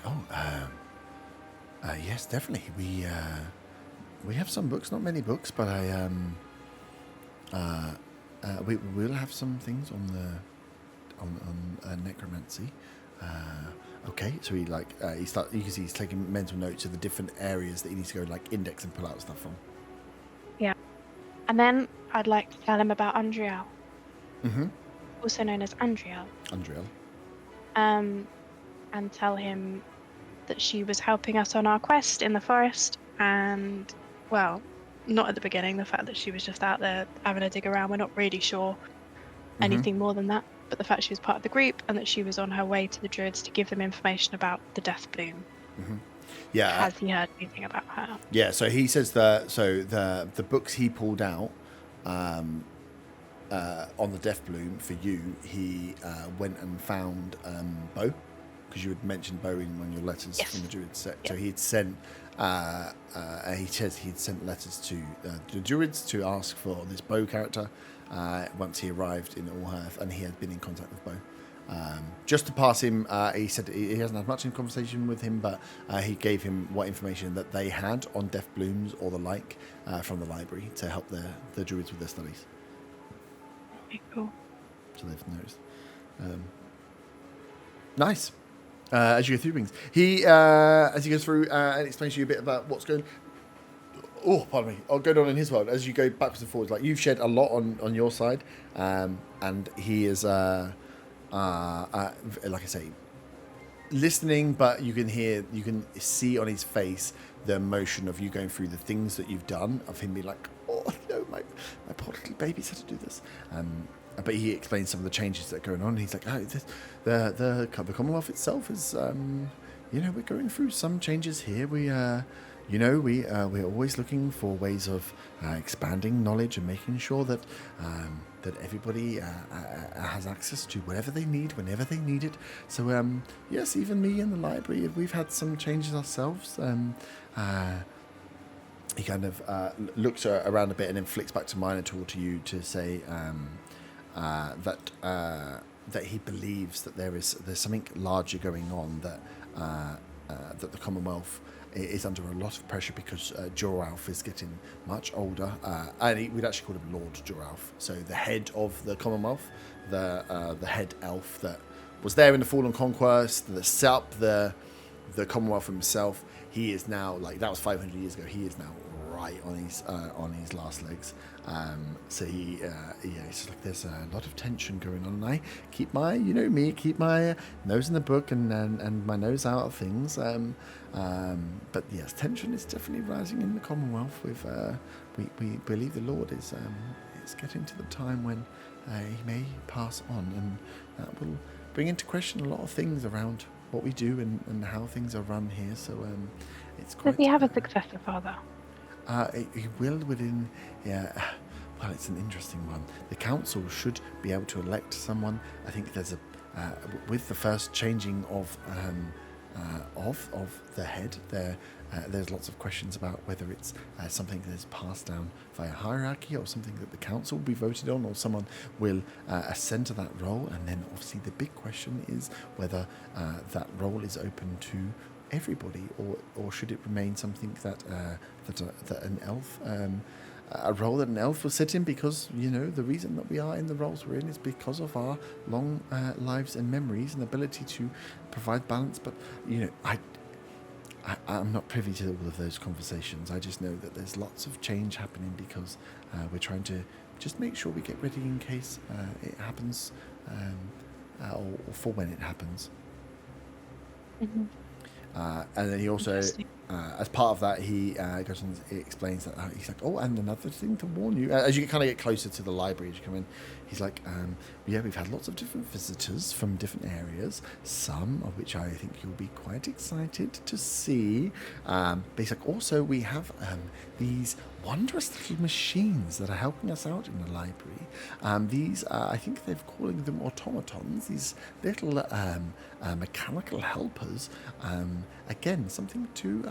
at first I was a little worried. You know me, I don't like too much to change, but they are being brought in to help us catalogue and look after the Library of the Commonwealth to ensure that the knowledge is able to be expanded, or this is what they're telling me, the knowledge is being able to be pushed further, and it's not just held in the catacombs for... they said some mean words about elves, that old elves like me just hold on to this knowledge and don't share it, but we share the knowledge if anybody comes and needs and asks for it. But so yes, you'll get to see they're wondrous little beings, but yes, we're trying to just keep training them up and get them used to how to work within the library and how to collect the data and catalogue it well. So yes, it's been a little bit wild for me as well. Who's trying to put these new mechanical things in? Who's ordered that? The Commonwealth, or? Yes, it's what I believe it came down from the council. It was one of the orders of the council themselves. The leaders decided that it was just I was told just a safety measure. Again, one of these areas in which we can just ensure that that knowledge is being shared, and they want to make sure that, I suppose, there's nothing that the elves are holding back from anybody else. So we were quite happy to oblige. You're not worried that information could get into the wrong hands? I mean, it's knowledge that should be in everybody's hands. What could be wrong with it? It's we're just cataloguing as much knowledge as we can. It's but knowledge is power, Father. You've taught me that since I was a young elf, and if you give that power to the wrong people, they'll be able to devise things that I've seen in the last 5 weeks. No, I don't.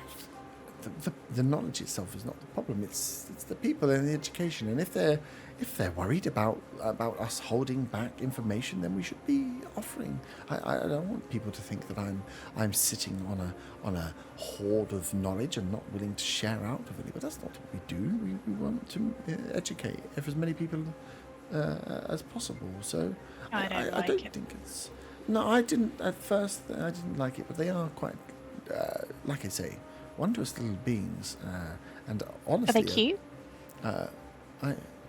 I mean, potentially, I don't know. They're small, copper,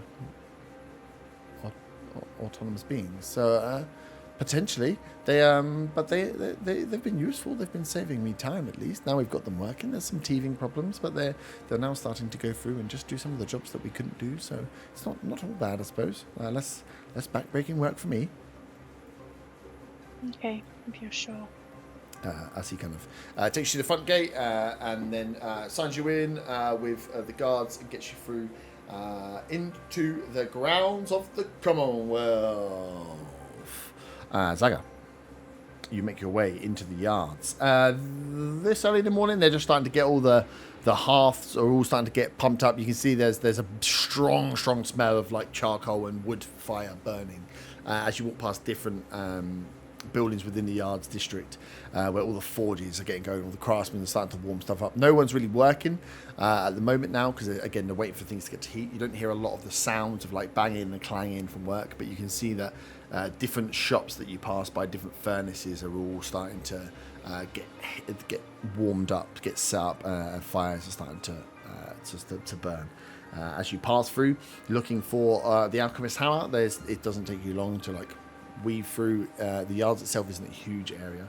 Once you get past some of the storage areas and warehouses, to find the shop, the alchemist hammer, where inside you hear the same sound of a furnace being lit. You might have to bear with me 2 seconds. Yeah, noise. The power just went off momentarily, and as you can hear, there's an alarm. There's an alarm going off. Okay. Sorry. Oh, yeah. Yeah, I'm just going to go in the shop and look for the shopkeeper, whoever he is. Yep, there is. I think I was just told his name, but I forgot it. Yeah, they call him. Well, his name is Theo. It's Theo. They call him Theo. It's Theolonis is his name. Theolonis, but they call him Theo. You go into the shop, and you can see this guy moving around as he comes around the corner.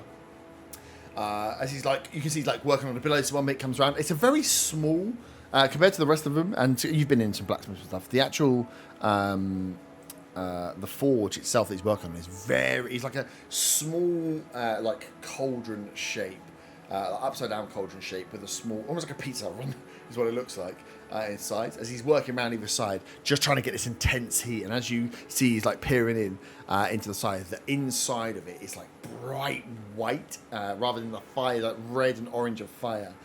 The blaze he's trying to get up there is so hot that as he peers out, it's almost like a daylight spell in there, sort of brightness. As he's like, whoa, looks back as he closes, and as he looks back, kind of catches you there. And turn around, you see, Professor Theo Moonshade. He's a elf, quite like stringy. Fairly tall, but doesn't look super well built. Again, for a blacksmith where you've seen lots of dwarves, where they're like big, looks a bit odd to be a blacksmith. As he has the little goggles on his head, which he realizes he probably should have put on there. Hair is slicked back, either by choice or by just like the dirt and grime of whatever's working in here. As he turns around, wipes his hands, and goes, "Whew. Morning. Welcome to the Alchemist Hammer. How can I help you?" Hey, how you doing? I was over at the Druid house, and they said this was the place to come to discuss maybe some of the more magical equipment rather than the mundane stuff. They would be correct. I am, I'm one of the, if not the only, blacksmith / enchanter / alchemist in the Hall of Allhearth. So you're in the right space. What anything in particular looking for? Well, actually, I've got a couple of items that I was thinking about maybe letting go. I was wondering if you'd be interested. A seller, I see. We're always looking for different things, depending on their rarity, their magical properties, damage. We can look to offer you a price. What have you got? Gone with them? You now? Yeah, the first one I put on. I assume there's a counter. Yeah. He moves. You can see he like scoots round, and then there's like not far from, not a big shop itself, but yeah, like a big solid like concrete slab that he uses as a counter for everything. On the counter, I put down the staff that I've been holding on to for a while, which is apparently a staff of Wither and Scry, and I should have given it to Bonbon, but Zagger is a dirty little hoarder. Oh yeah, that's a good one. Cool. And he's like, okay. You can see he pulls his goggles down and then flicks an eyepiece over. You see that eyepiece that like glistens and glows as he casts Identify on the staff. I think I had it based on stuff. Let me have a look, because I think that is actually a bespoke item. So you can see, he starts going through and having a look at the staff. You can see he gets his magical properties, holds it up, feels the weight for it, checks. You can see he like scrapes a little bit of the staff and then crushes down and looks at the kind of material and stuff that it's made from as he's getting a feel for it. He's like, "What?" He said, "This is indeed a magical staff. Staff's not necessarily my bag, but we might be able to do on doing this thing. Anything else?" Yeah, well, while I'm here, I'm not sure if I want to let this go or not, but I've got this as well, and I take off my cloak of the bat. Mm-hmm. And put that on the counter.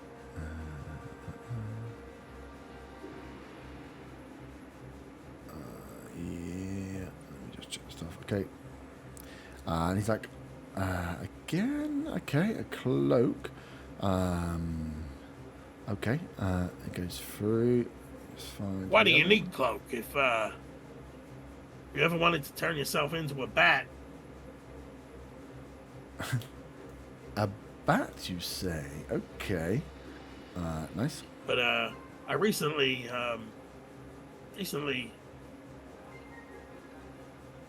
started to experiment with some of my other abilities, and I think I can do that without the cloak now. So you are a arcane user then, you. Just so I am aware, no one's going to come looking for these items. Nope, no, they are not. Okay. As he goes through and starts checking them off, he's like, okay, again, I don't really deal with weapons and armor are more my bag, but I can see that these are definitely is there somewhere else that would appreciate them more?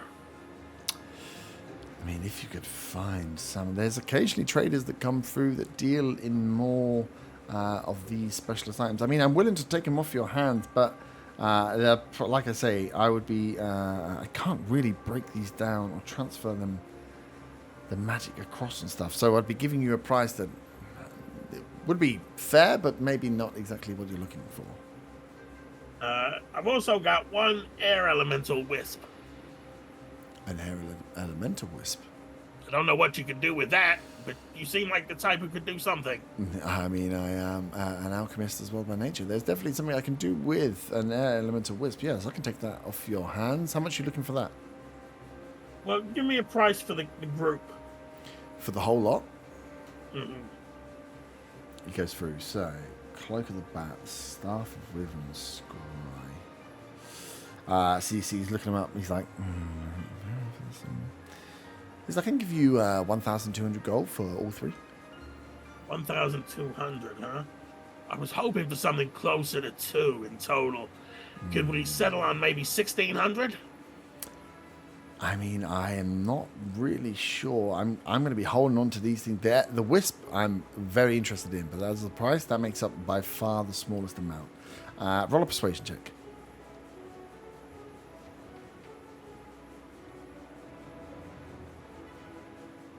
That will be a dirty 20. Day 20. I also rolled. He's like, gets out the staff again.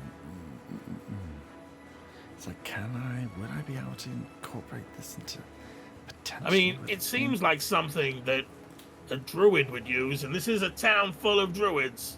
I just didn't think any of them at the house at the time, would go up to them and try and sell them to them one-on-one, They'd probably rather buy it from a reputable source. Yeah, and I mean, as long as nobody's going to come for it, like I say, you are correct in that there would be some there. It's a nice staff. It's just not in there. He's like, how about 1,350? Make it 14 and you got a deal. He's like, deal. As he shakes your hand, takes the 3 items off you. So remove them from your thing, and then gives you out as he goes back. You see, he kind of like disappears off behind the furnace, and then comes back with the money. So you don't quite see where he goes and gets or exchanges money from, but he comes back with like a very tight knit platinum and gold making up that amount. So you can split it however you want. It doesn't matter because we don't want to talk about splitting cash. But yeah, he comes out. He doesn't just give you like 1,400 in gold. He does a lot of in platinum and in gold, and they're in like tight bound. So if you imagine the coins are like rectangles, like tokens.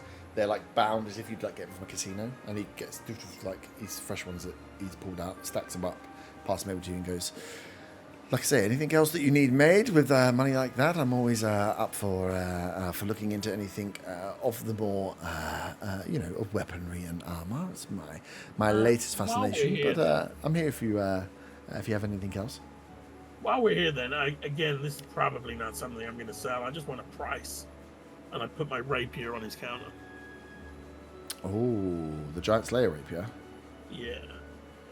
He's like, now this is something I can work with.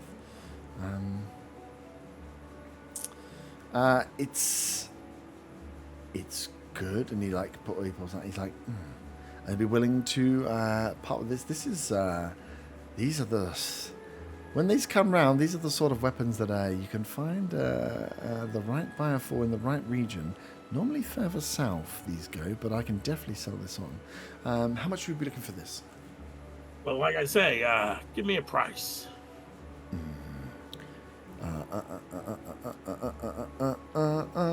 He is going to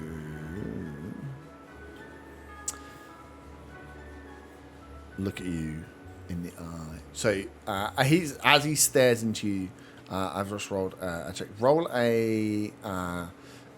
a persuasion or deception for your like steeliness. He's searching into your eyes to be like, I'm pretty sure you don't know what this is worth. So how much are we going on here?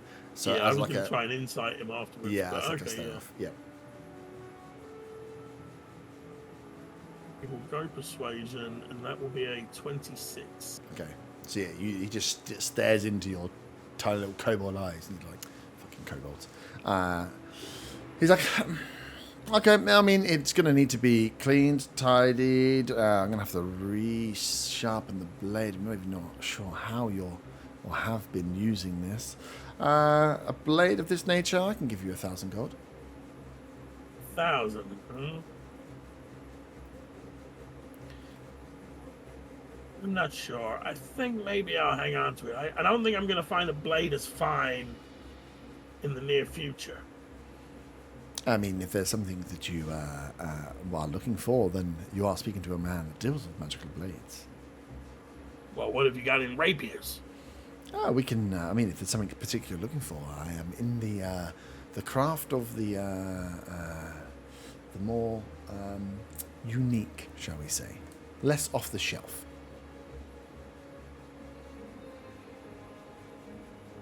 Well, I need a blade to replace it, so... For more? Like, replaces in you'd like something that does a little bit more damage, kicks a little bit more of a punch? No, I don't think so.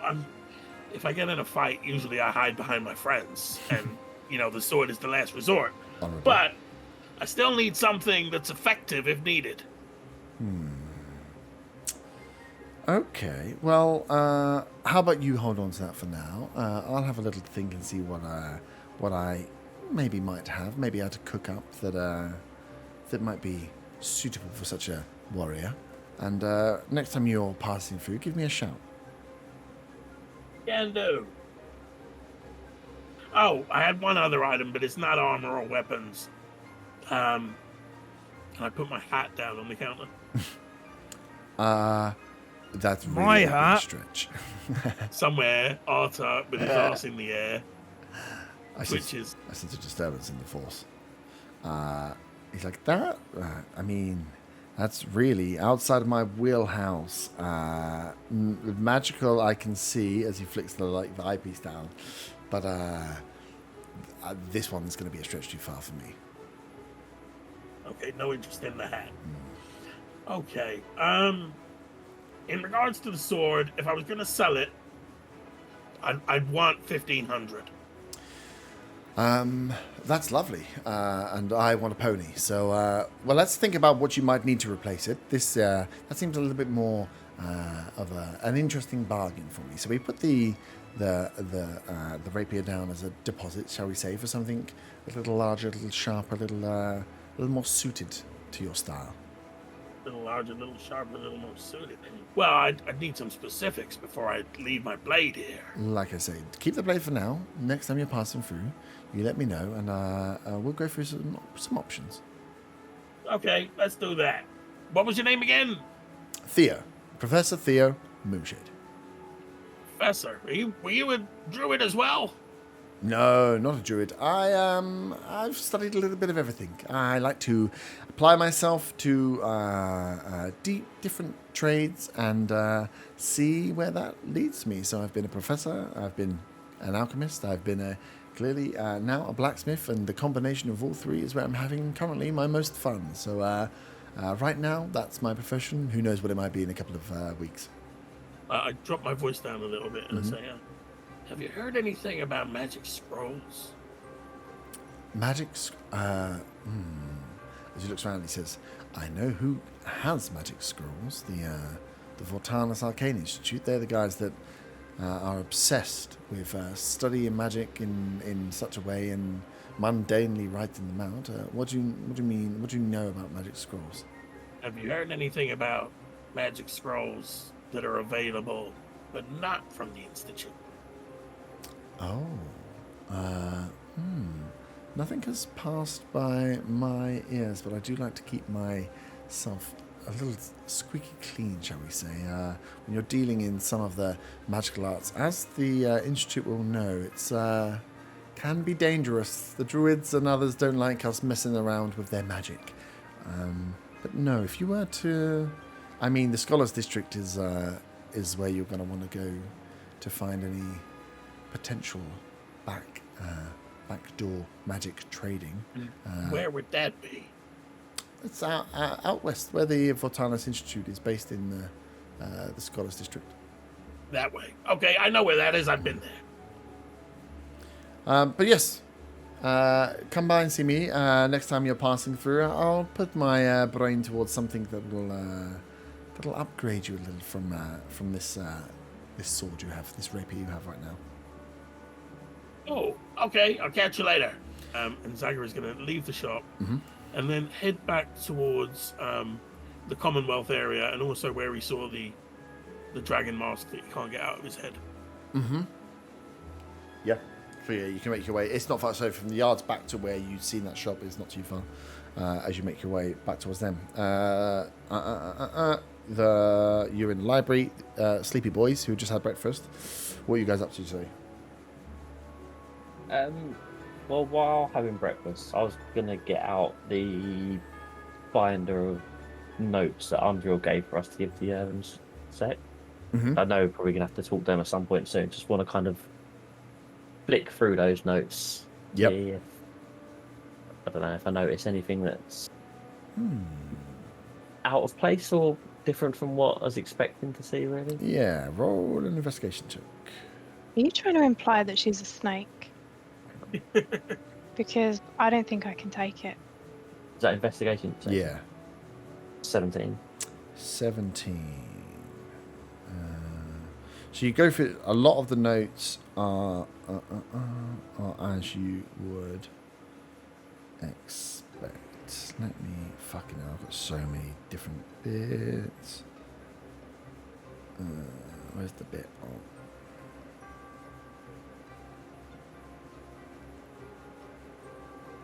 on? So there's most of it is as you'd expect. You flick through, starting with the bits that you kind of picking up from where you were with Andriel. So you go working backwards. That all looks correctly. It's the notes you picked up. It's the notes you found. Details of the different beasts, drawings and sketches, bits around Zaga eating the meat and the workings around that. And then some of her early. As you get into some of the early stuff, you can see that she's got some workings and some papers in there that she has slotted in from Bryn, from the Druid you went in. And with a 17, I'll say that you find in there an envelope that is in within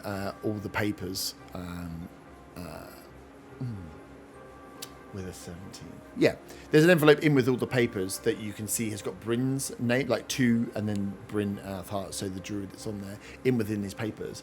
What you notice with the 17 is that the handwriting on the envelope is very, matches very similarly to Andriel's handwriting. Is it open or is it sealed? Yeah, so it's just the envelopes. So what you can see is as you flick through, like where you went to his shack in the Willow's Glade, and she was pulling out all the paperwork from there. She slotted it in the appropriate bits, but you can see within there's an envelope. The envelope's been opened. The letter is not in there, or whatever was inside is not in there, but the envelope's there, and you can see on there it says like to Bryn of Heart. And as you're looking, you're like, oh, hang on a minute, and then you flick back a few pages, forward a few pages to her handwriting. The envelope and her handwriting are identical. Okay. But whatever is inside this is not there. Okay, so I can't see the letter in any of the earlier between all the earlier. As you flick stuff through, on you're the- looking for it. You don't find anything in there that looks to be a letter with the same handwriting that you can find. Okay. But you just notice, the envelope. And you guys have breakfast. I'm going to take the envelope out. Mm-hmm. Keep hold of that. And yeah. I'll just safely for the rest of it then. Nice. Anything you guys want to do? Are you happy to? No, I'm alright. Yeah, happy for people to carry on doing things. Nice. Cool. Faywin, you make it into the Commonwealth. As you've not been. I think even before. I mean, it's only been 5 weeks you've been away, but even before then, it's not like a regular occurrence. You would go to work with your dad.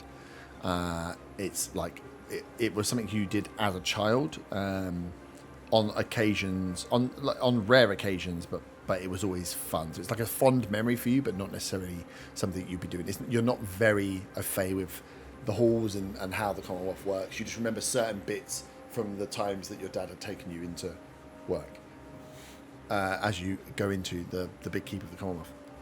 As he kind of signs you in with people, gets you in as like an assistant for the day to come and use or give you essentially like a library pass to be able to come into the library and use the facilities for the day.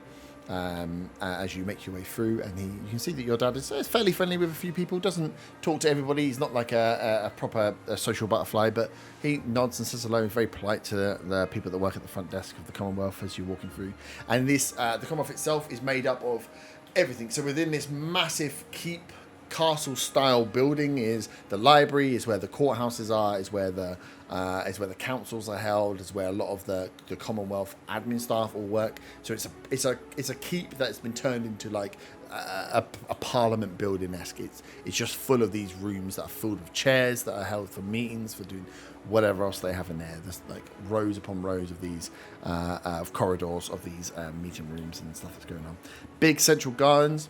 The high elves do not forget where they came from originally as wood elves. As you can see that within the castle itself and even within the library, that there's gardens within lots of these rooms as they are. That nature makes its way into this building. It's not just marble floor all the way through. There's these large atriums all over the place. And yeah, as you get to the library itself, you remember the big central garden in the middle of this library that your dad had left you playing in many a time as he goes about his work. As he you get to the grand doors of the main library, and he lets you in. You remember, it is, as it always was, been this giant room full of hundreds, if not thousands, of books. And the first thing that does catch your eye as he goes in and greets the maybe one or two other elves that are working there are these Zaga-sized copper round automatons. They have little round bodies, like a bit like a snowman body, like a bottom and a top body. The top part has like a what looks to be like almost like a visor, like a screen on the front, which is you appears to be it's like viewing platform. You can't see eyes or anything, but it seems to be the front, and that's the way it's walking. And they have mechanical arms, mechanical legs, and they walk around bipedal, so 2 legs, 2 arms, walking around. Some of them are carrying books, some of them are taking books out, some of them are climbed up ladders. You can see about 5 or 6 of these little copper automatons just bzz, bzz, bzz, bzz, running around as your dad walks in. He goes, and these are the little automatons I was telling you about. As you can see, they don't need coffee in the morning to get going. They're already at it. So he goes round, sets up for his desk, puts his flask down. Again, the OCD piece of setting up his desk and getting ready. What do we want to look for first? Oh goodness, where to begin? Hey, before we do get started, in my letter I mentioned about a communication device. Yes. Did you think about anything like? Just think, it's great to go through all this now, but when I'm back on the road, it's really hard. If I need your knowledge out there, Dad, but it's impossible for me to remember everything. So it'd be good to be able to get in touch with you. I mean, the best Maybe a way. mobile? A robot. No, sorry, Karen. I sneezed. I mean,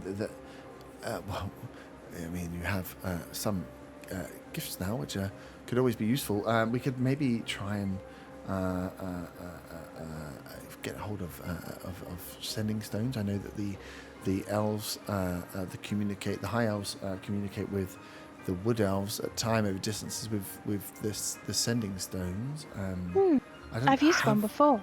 Oh, so you if you have a sending stone and you can get me the other sending stone. No, Oh. they're not mine. I borrowed it from a friend of mine to speak to somebody back in Redvant. Well, we can. So we need to buy some. Yes, we could. Yeah, we could. They're not the cheapest, Faywin dear. Yeah, but I need them, Father, to keep me safe out there. I mean, I understand that. But you would be even safer if you didn't leave, I suppose. But, Father, I'm old enough now to go out and to be able to have my own set of sending stones. Indeed. So, if you can find a way of, I mean, it's we've had this before, Fabian. I can't just make money grow on trees. I'm not saying that you can, but you work so hard. They must be paying you a decent wage just to get little old me a pair of sending stones. Fabian, this is this? I didn't mean to.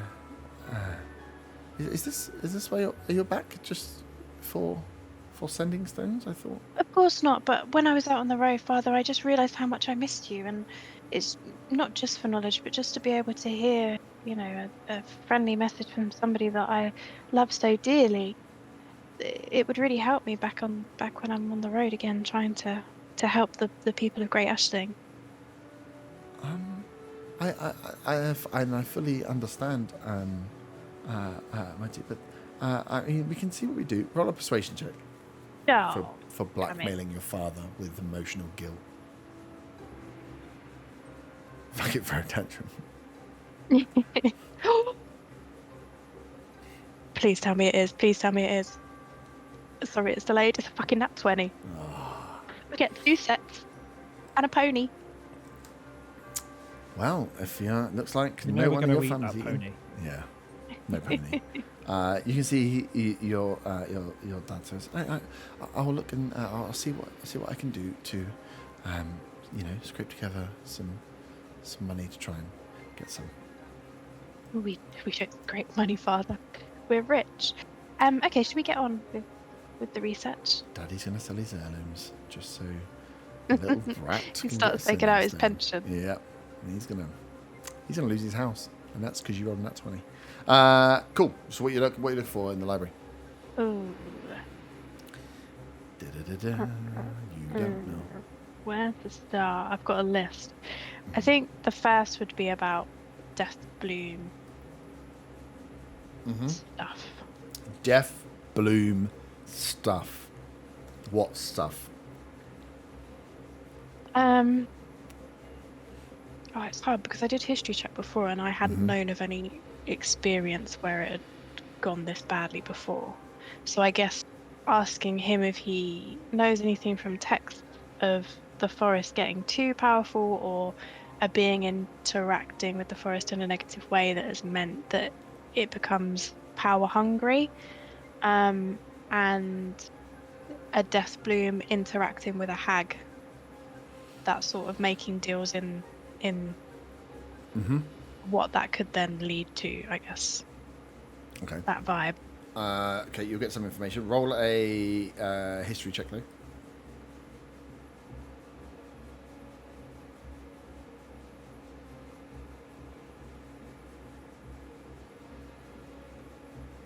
So slow. 22. 22, nice.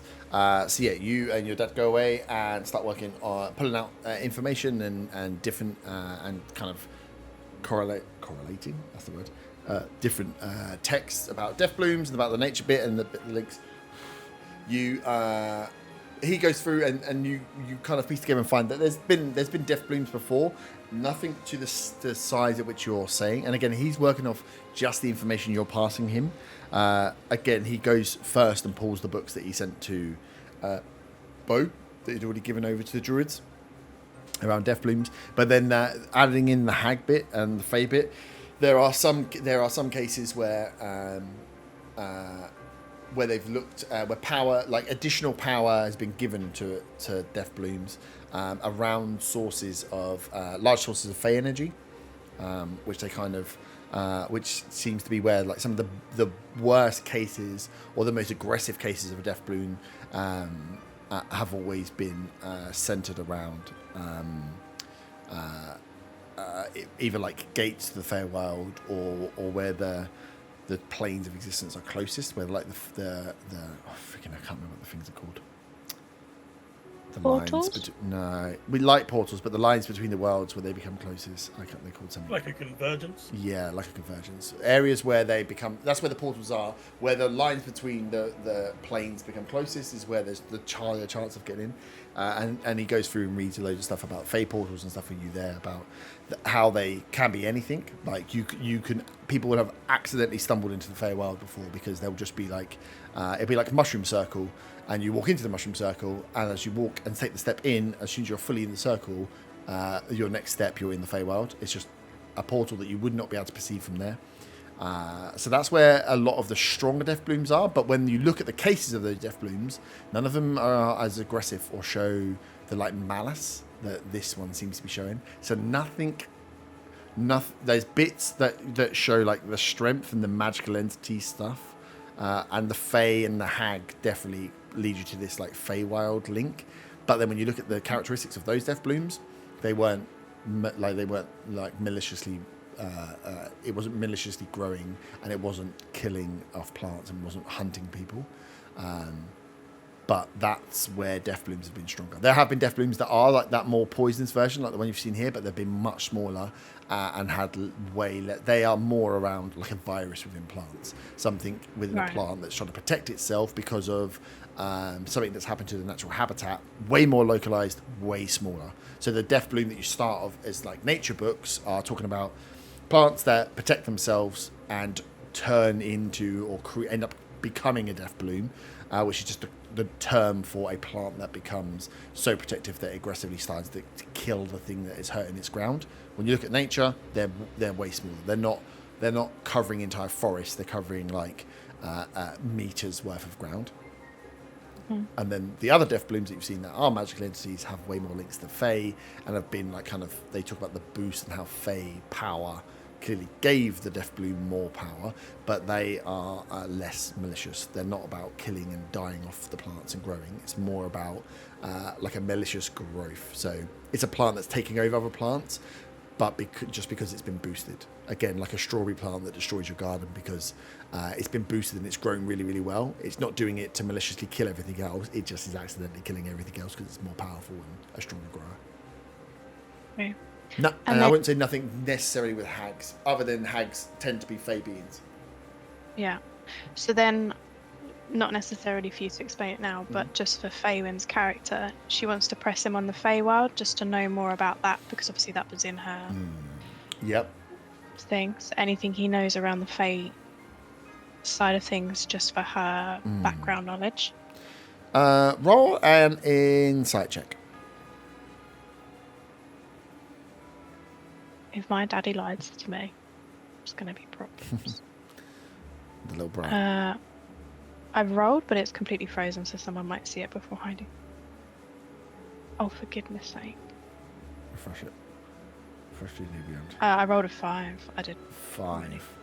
You can't tell if your daddy's lying or not. When you press him on the Feywild, he is he's like, he knows his stuff. You can see that, like, with the Feywild, there's lots of stuff that he's quoting without reading it from the book. Like, he's got the books out on some stuff, and then he's like ad-libbing a lot more on some Feywild stuff. So you know that he definitely has a good knowledge of the Feywild.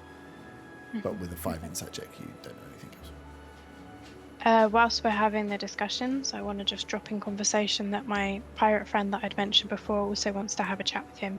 And at some point I will introduce him to my friends, but please don't be alarmed when you meet them. They are quite a bunch of characters, should we say. Yep. Yeah, and I think, and he'll be like, oh, I mean, you know, if they're your friends and anybody would like a tour, we're always happy to show people around the Commonwealth. We're very open about what happens here behind the doors. So, yes, I'll be willing to put on a little tour for your friends if you are to come by. Internally, Feywin thinks that's a great idea and then remembers Dagger and is slightly less excited by that prospect.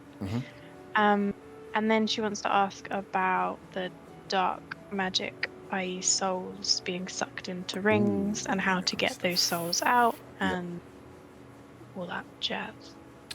Cool, we'll do this, then we'll go back to the other guys. This will take you, like, most of the day to do these two things. So, give me another history check.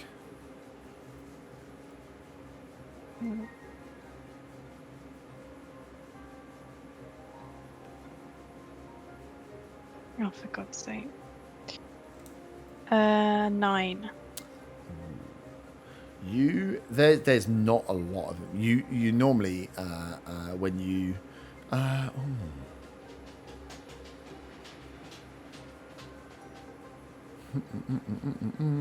okay. That's my internal brain just going through. Normally, when your dad goes off and gets stuff, or and gets like some of the robot stuff up, he brings back a load of books, and then you kind of maybe pick off the top 4 or 5 that you definitely want to go into. When you look into necromancy, not a huge amount that they have here in the library. Not a popular subject. A lot of the books, when you look at them, are look to be like older, less encyclopedia and like knowledge-based science books, more like ritual books that may have been saved from somewhere else. So like the knowledge within them is more it's more like poemy and ritually, rather than it is like, oh, necromancy is blah blah blah, and this is how it works. So the 9 is like you're trying to piece together whatever the hell is going on within there. But yeah, I would say you find some stuff in there about necromancy, about the movement of souls, about raising souls, storing souls. But I wouldn't say you get enough. Are you just trying to gain some knowledge in necromancy? No, I'm trying to work out how to get a soul out of a ring. Yeah, you don't find anything that... There's lots of like rituals for like raising dead, or like creating ghosts, but nothing about like removing nothing about putting a soul into a live body. There's lots about like raising dead beings or creating ghosts or spectral things, and you've seen Otter pull a soul from a being, but nothing about putting that soul into a live body or like transferring it into something live again. Okay, cool. So yeah, you can as you go through there, you and your dad spend a long time going through that, and this is pretty much his job. It's just to look up stuff. He'll occasionally there'll be stuff that comes in and hits his desk, and people ask for certain things. You see that essentially his role is to research and catalogue, and then when things come up, go find and provide relevant facts to whoever in the council is asking for it, so it can be given out to or used in whatever cases come up or things need to be looked into. So yeah, he loves it. He spends his whole day pulling out books that he's never used, and like even you can see, whilst the necromancy ones are a bit weird, like that, he quite enjoys the fact that it's a book that he's probably never pulled out before or hasn't done for a long time, and it's very different. It's a ritual book. You can see he's very careful with them, so he just has this great excitement with learning from stuff that's in there. Okay. So that'll be you for most of the day. Zaka, where were you going? You going back to that shop? Yeah, back to that area because it was right by the Commonwealth as well, wasn't it? Yeah. So yes, it was like between the Commonwealth and the Druids' house. Yeah, so I'll stop by the shop and knock on the door. As you, where did you come from? What time is it? Yeah, it was still in the morning, wasn't it? Yep. So as you stop by, you can see that local shop's there. As you knock on the door, go to open the door. The door is locked. So as you knock, you see after 10 seconds or so, rushing in from the back, you see the gentleman that said before open the door. Good to see you. Come back for a purchase today? Maybe.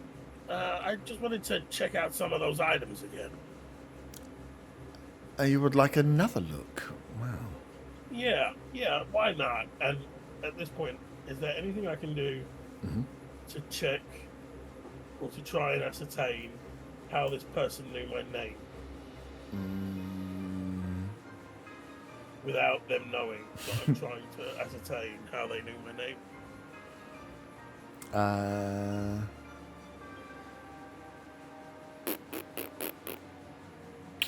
Without just trying to read their thoughts. Yeah. No, I'm trying to think. I can't work out what I guess I'd have to bring it up. You'd have to bring it up and then try and see what they say. Yeah. Just for knowing your name, there's nothing you could just glean off the fact because it's something that happened in the past. So yeah, not without you. Yeah, trying to get it brought up or get them to. In that case, as we're walking in, I'll say, "Sorry, I didn't catch your name before." My name? Well, they just call me the Merchant. Not really a name, that's a job description. Yes, but you see, in my line of work, when you're dealing with items that are a little bit more unique, sometimes, anonymity is useful. Speaking of, how did you know my name before? You told me your name, Zaga. I did not tell you my name. I believe you did, my friend. Insight check. I don't remember telling him my name. I may well have done. Oh, I just realised how bad my insight is. That's an 8. An 8. I mean, it's not great roll for you, which is unfortunate. But yeah, you don't get the you. Do I remember whether or not I actually told him my name? Well, that's the thing. With an 8, you're like, did I or did I not? Their confidence puts the doubt back in you about whether you do remember if you told them or not. But with as you're picking up from them, from that insight again, roll an 8 was a different one. They don't give off. They're not giving off anything other than the feeling that yes, you definitely did tell them your name. They're like, yeah, of course. How else would I have known your name if you hadn't told me? I don't think I told you my name. But anyway, what kind of deal could we strike for that mask? It's a beautiful mask. The mask. I think it would be great in my stage shows. I mean, the mask is an incredibly special item. It's a one-of-a-kind piece, and I know you from our dealings before. You are a shrewd negotiator, so as you see that he turns around and starts to unlock the thing to get it out, to put it on the thing again, just to kind of put it in front of you to show you. I'm not sure there's much I can budge on price for this. I mean, look at it as he sets it out in front of you again, and you can see that the kind of gold, the bronze into fiery red of this mask. Dagger is fighting the urge to snatch it and run. Well, you didn't actually give me a price before. And it doesn't matter because I haven't got the gold for it. But there must be some kind of bargain you would strike for it. A bargain to strike? I mean, gold is what keeps the merchant alive. He's like, yeah, surely a man of your abilities can drum up a few thousand gold in not a lot of time. Well, you say a few thousand. How many thousands? A few. As you are looking at the thing, give me a wisdom saving throw. Wisdom saving throw. Mm-hmm. Okay, that's not too bad. That would be a 17. 17. As the merchant is kind of like spinning this thing round, as it gets round to like the front of the back of the mast, the bit you'd put in there, you kind of see the light as it glints across, and you watch as it just kind of, it almost looks like a wave of fire that rolls across the inside of it between that bronze and red, as you get this like yearning just to like, I said that same thing you said, like just to grab it. You just, there's a bit in you that just is like, with the 17, you feel like you fight back that urge. But as you can see there's definitely something going on where he's trying to tempt you in, or something trying to tempt you into this mask at least. So as I was saying, some kind of bargain, some kind of trade, or maybe some kind of job you need doing. Well, let's get down to brass tacks. I mean, how much gold do you have? About 1,500. 1,500. Give or take. Well, that's a nice deposit, but what about the rest? Well, again, you haven't given me a price. These things are incredibly difficult to price when someone is coming with 1,500 gold. I fear the real price might scare you off a little bit, my little kobold friend. Well, that's why I'm asking if there's some other kind of arrangement that could be made. Well, it could be arrangement. What else do you have to offer? Well, I'm a what else merchant do I of have? many things.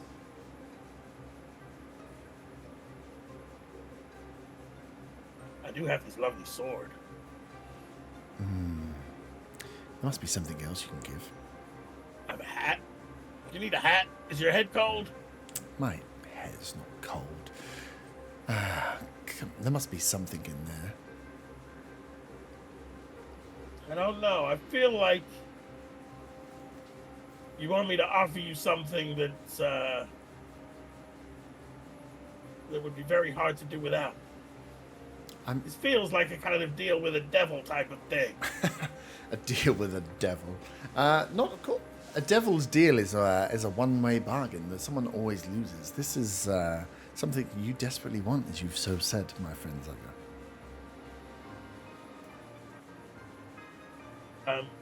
I want to cast what's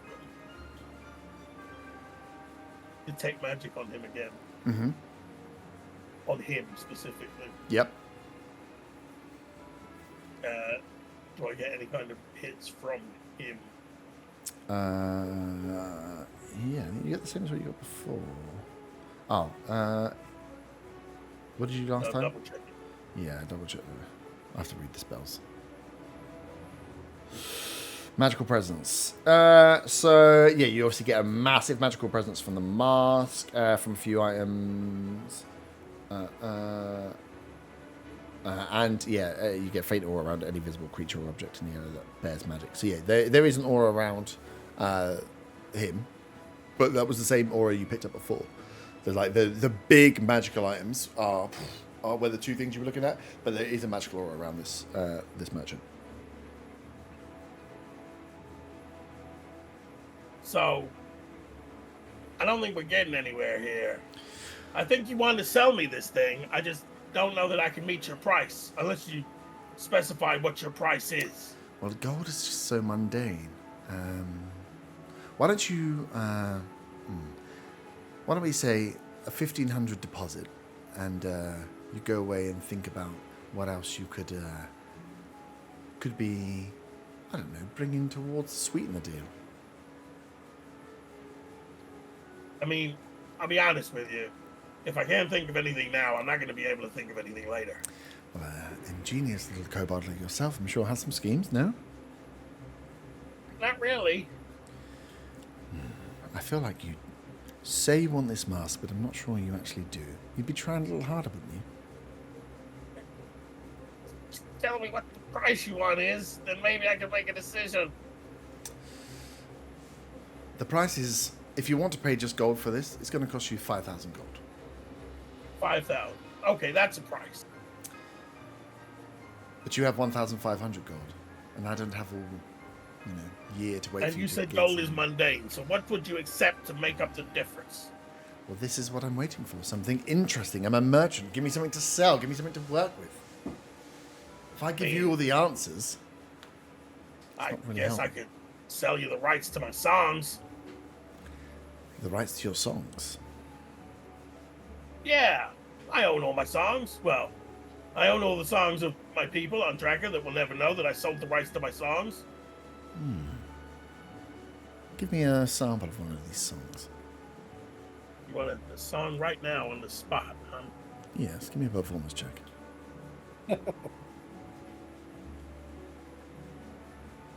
Sure. 1 second.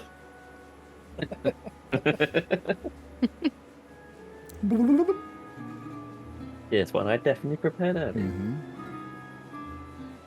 You are my fire, the one desire.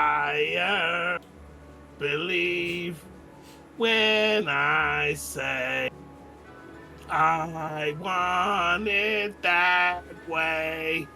Tell me why. Can't put it along the lines. As you go through, in this tiny little shop, you see the merchant sits back. It's like, the rights to all of your songs. Famous bard from Draka, 1,500 gold. I suppose with the mask, you could make that into. We could turn you into somewhat of a superstar. Exactly. He's like, roll a persuasion check against a dice roll that I just made, which is quite bad. Okay, let's try it. That'll be a 17. Ooh, 17. Okay, good. Not your best, but not my best. I can see this working. The famous bard of Draka with the golden mask, with the bronze mask. He's like, do me a favor. And you see he, what do you imagine when he would? He leans kind of over the counter to make sure the door is like fully closed and locked. Just turns the blinds down a little bit to make sure that you're secure in the room. He's like, no running away now. Try the mask on. Let's see if we can turn you into this superstar. Try the mask on. I'm seeing this. The rights to your songs with this gold. With this mask, I think you could. We could be selling you into. Sager is definitely pondering putting it on and running away. Yeah, he'll put it on. Yeah.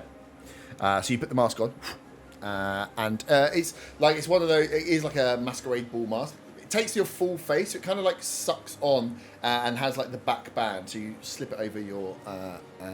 Or you probably have to tie it around your horns as you put it on. As it kind of sets into your eyes, realistically, as soon as it hits your face, you just feel the warmth of this mask hits there. As the merchant goes, oh, very nice indeed, Zaga. As the illusion starts to like fade from this thing, as the merchant forms into one. Jenny the Hag.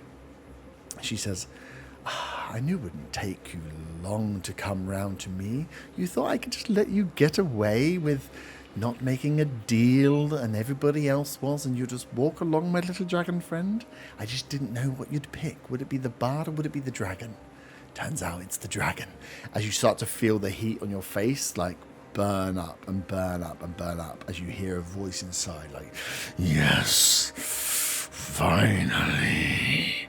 Roll initiative.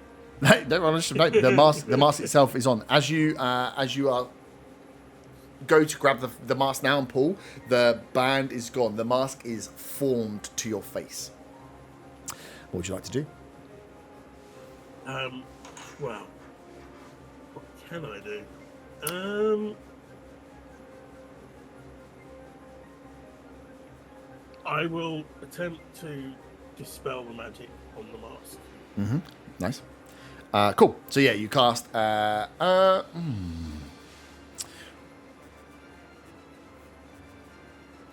Dispel magic has. Let me just check the word on it because I don't know if you need to roll for something. DC was 10 plus the spell's level. Nice, cool. So yeah, you cast dispel magic towards the mask as it is there on your as your face. As Jenny goes, "Come on now, Zaga. You think I'd let you get away with a little dispelling of magic? This thing's got a little bit more bite." As you feel as you feel your body heating up, you feel your face heating up. Sorry, as this mask now, you've cast the spell into it. You're feeling the heat trying to the heat goes into your throat, down through your esophagus, into the rest of your body. As you're starting to feel a hunger, as you hear again a voice, "Yes, finally," inside your head. The deep guttural, almost like the deepest, darkest part of your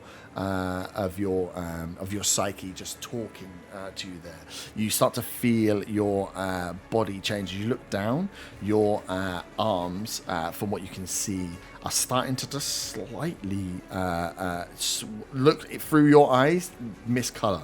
There's like a red coming into some of your hands, your scales, and you can feel your arms and your forearms just starting to tighten up. And as you feel your body start to convulge a little bit. Anything else you'd like to do? I guess the only other thing I could do would maybe search my mind frantically for any kind of magical thing I can think of to get rid of this thing, or anything I might have heard of about masks possessing people. Yep, roll an Arcana check. It's a +4, it's not too bad. Oh, until you roll a 7. 11. 11. You 11 and not too bad.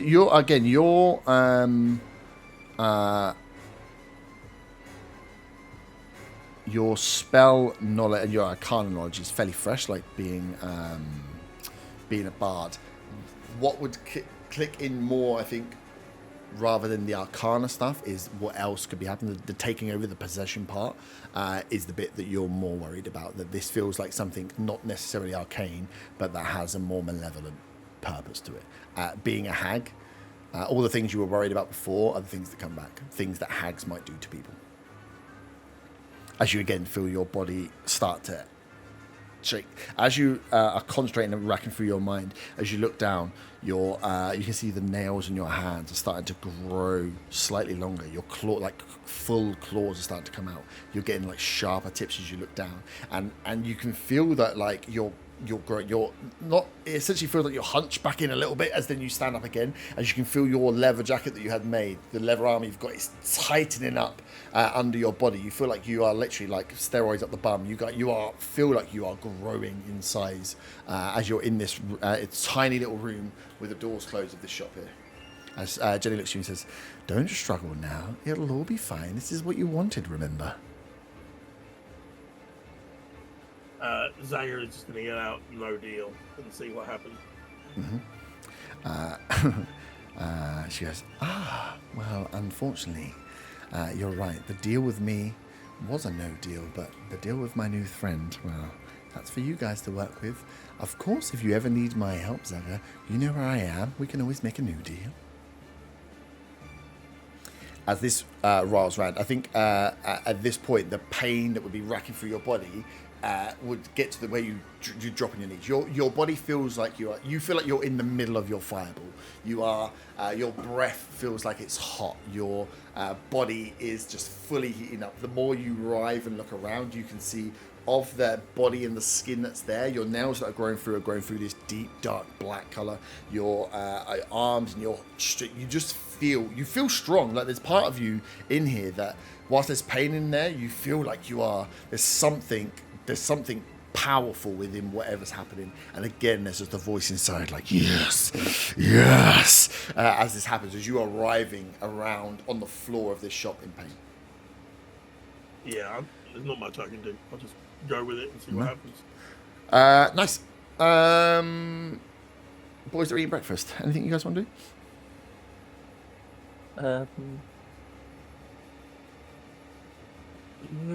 I'm going to take this opportunity while sitting around doing nothing really to take out the sending stone and contact Viper to see, just to check on how the refugees going into there as well. You show off with your sending stones. Nice. Yeah, so you send off to Viper and check in. She checks back and says that they've arrived. That they've arrived, but they are having. She just warns as well that they're having some more disturbances from the forest that have been coming out. That they've had to station some guards down in the old elven camp, because that's where they started putting the refugees, but it's not safe. And she kind of asks you for a progress update. And say that. I think we'll it's be 1 today, talking. right? Yeah, it's actually it's just one, isn't it? Yeah. So you can So keep I up. can't do that one back. Otto, do you want to use your sending stone to speak to someone as well? Well, now you've just pulled yours out. I think I will, yes. What, you've got some as well? You just Yeah. Is this a joke? Everyone's got one. He's got one Zaga's with just the. got the sending spell. He doesn't even need a stone. Otto's got the one with the, With the hobgoblin. Hobgoblin. But Fabian loves a chat. Why has she not got... You've Never got Jeff. My name's Piss off. Jeff. I can't remember the hobgoblin's name, but I sent him a message saying we're in all hearth and we haven't found anything out yet about the death bloom, but I'll let him know when we do. He's like, how do I use this thing again? Come see us again soon. Alright, pass this information on. They haven't got at this point. They wouldn't have any more information about the stuff they're working on. Nice. Fabian's where are you working? Arthur's got his ass up in the air. As Zaga, you're flashing like in and out now, fire burning, and your eyes. This mask itself is like it feels like formed to your face. You forget you're almost wearing it. As you're writhing around, your eyes feel like there's just fire between them. As you're on the floor moving, you lose sight of Jenny and what's going on within this shop that's here, and you come to what would be maybe like 10-15 minutes later. Next to you on the floor, you can see the mask just laying to one side with way less shimmer and shine than it had before. It looks to be like a shell of the mask it was once before, as you are heavy breathing inside a dusty room. As you look around, you can see a counter there, but there's no items on the wall. There's no person around. You are in what looks to be like a derelict shop that's been boarded up, that is locked. As you look around, it's like, you might as well have been transported to another place, other than the dimensions of this room you're in are the exact ones you left from. Just thinking back to the creature that I saw, like my claws and things. Is there any way I can try and remember if I've seen anything like that before? Or heard about anything like that before? Yeah. So as you like stand up, give me an investigation check.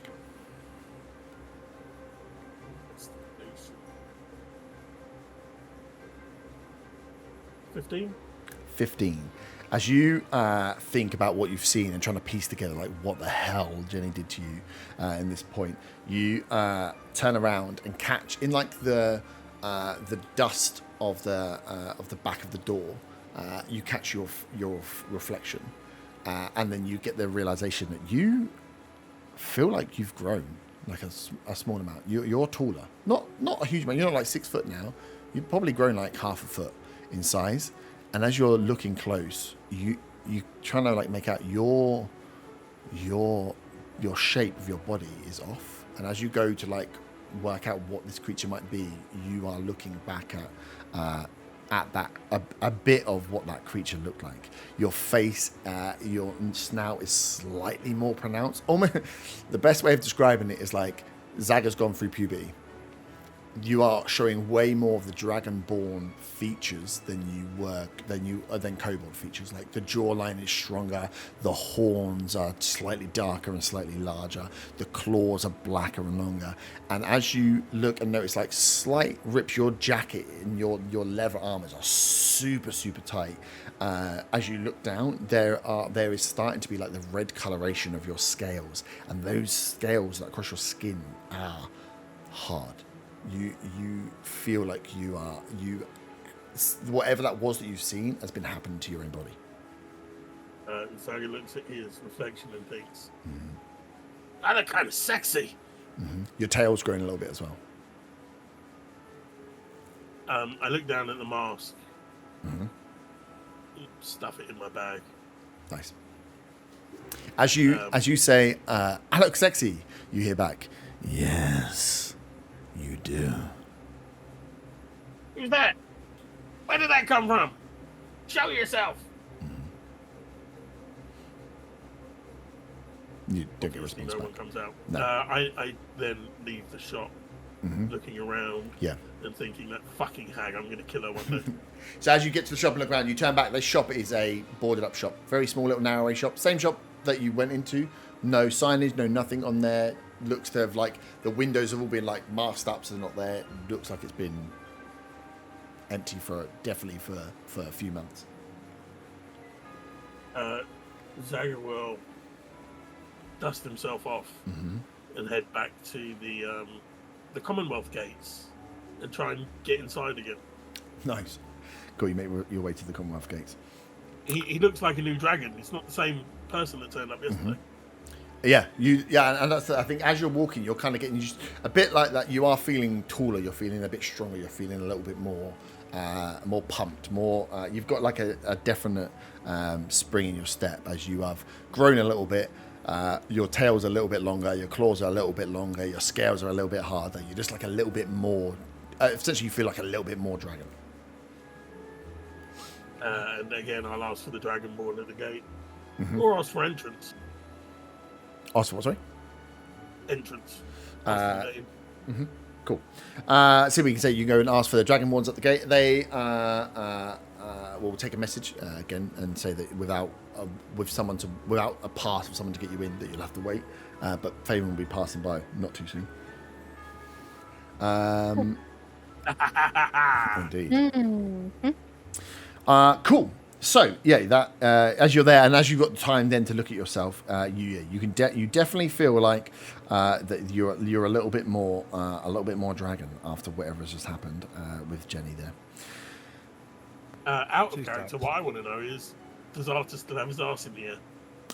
That's what we all want to know. Arthur's the Sleepy Boys. So I suppose between those of you that are at the Druid house, are you wanting to stay, come out, and find someone, or are you waiting for someone to come and get you?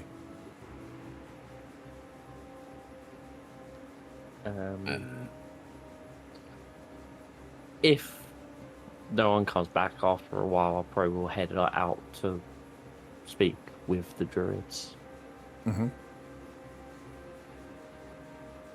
Assuming that everyone's just off doing their own little things. So. Only Faywin could send Otter a message to say, come to the library. If only she had a sending stone. Imagine. Spell. Yeah, but the sending stone only works. You said you wanted to give it to your dad. Or did you lie about that as well? I said thanks, Zagger Daddy. after his Bye. transformation probably also got a set of sending stone. Oh, actually, fun. I did write that down. Zaga gets sending stones. Yeah. Weird. I don't think sending stones are as powerful as you think now. Cool. So yeah, you're coming out. So if you guys, I suppose it's whether Otto and Arta want to go with to the dragon, to the druids. I'll be back in a sec. The kittens have breached the barrier. Arta's arse is still in the air. I was say, is that another thing? Is that another Yep. something else happening with Arta up in the room? Yeah. So we're gonna head to the earth in a sec then. Yep. Otter, do you want to come with? Yeah, sure. I've got nothing better to do, other than maybe go and make a paper boat. You're in this fucking paper boat. Nice. So you guys, head over to leaving the door, close the door slightly, as Arthur seems to be well out of it, leaving him a note in the butt crack of his arse in the air saying, "We've gone to the druids." But one closes slightly, and I'd push it back over. Nice. And the note flies out the window and he doesn't get it.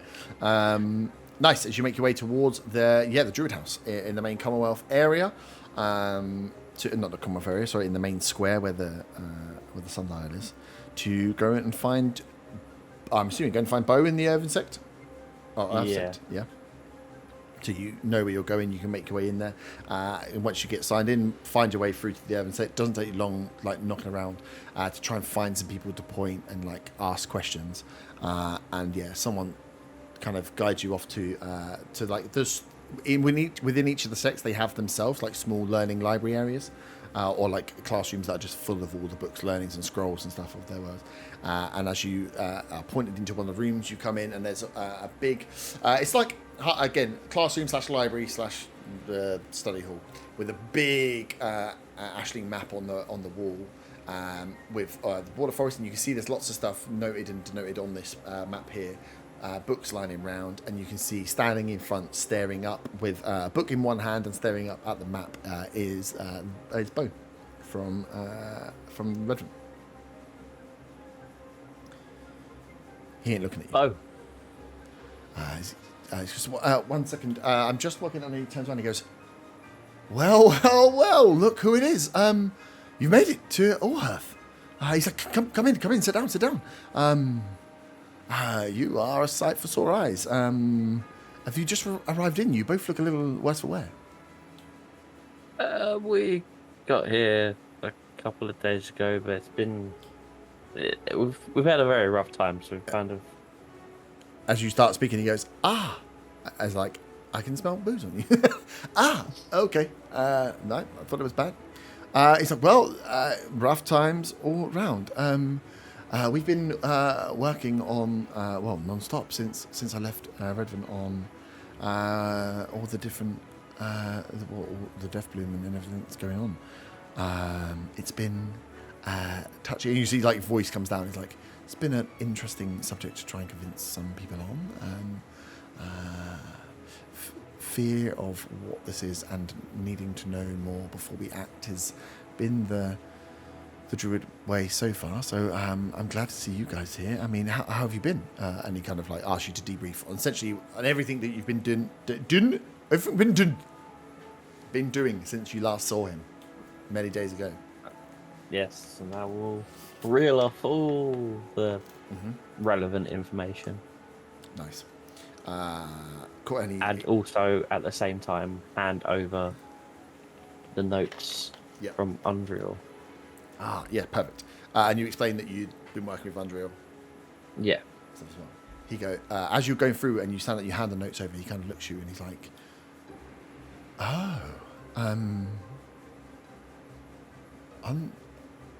that's where she has been. Undreal has been missing for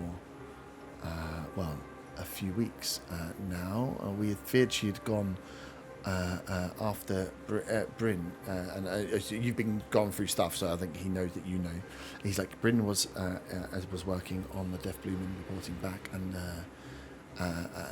Andriel had some contact,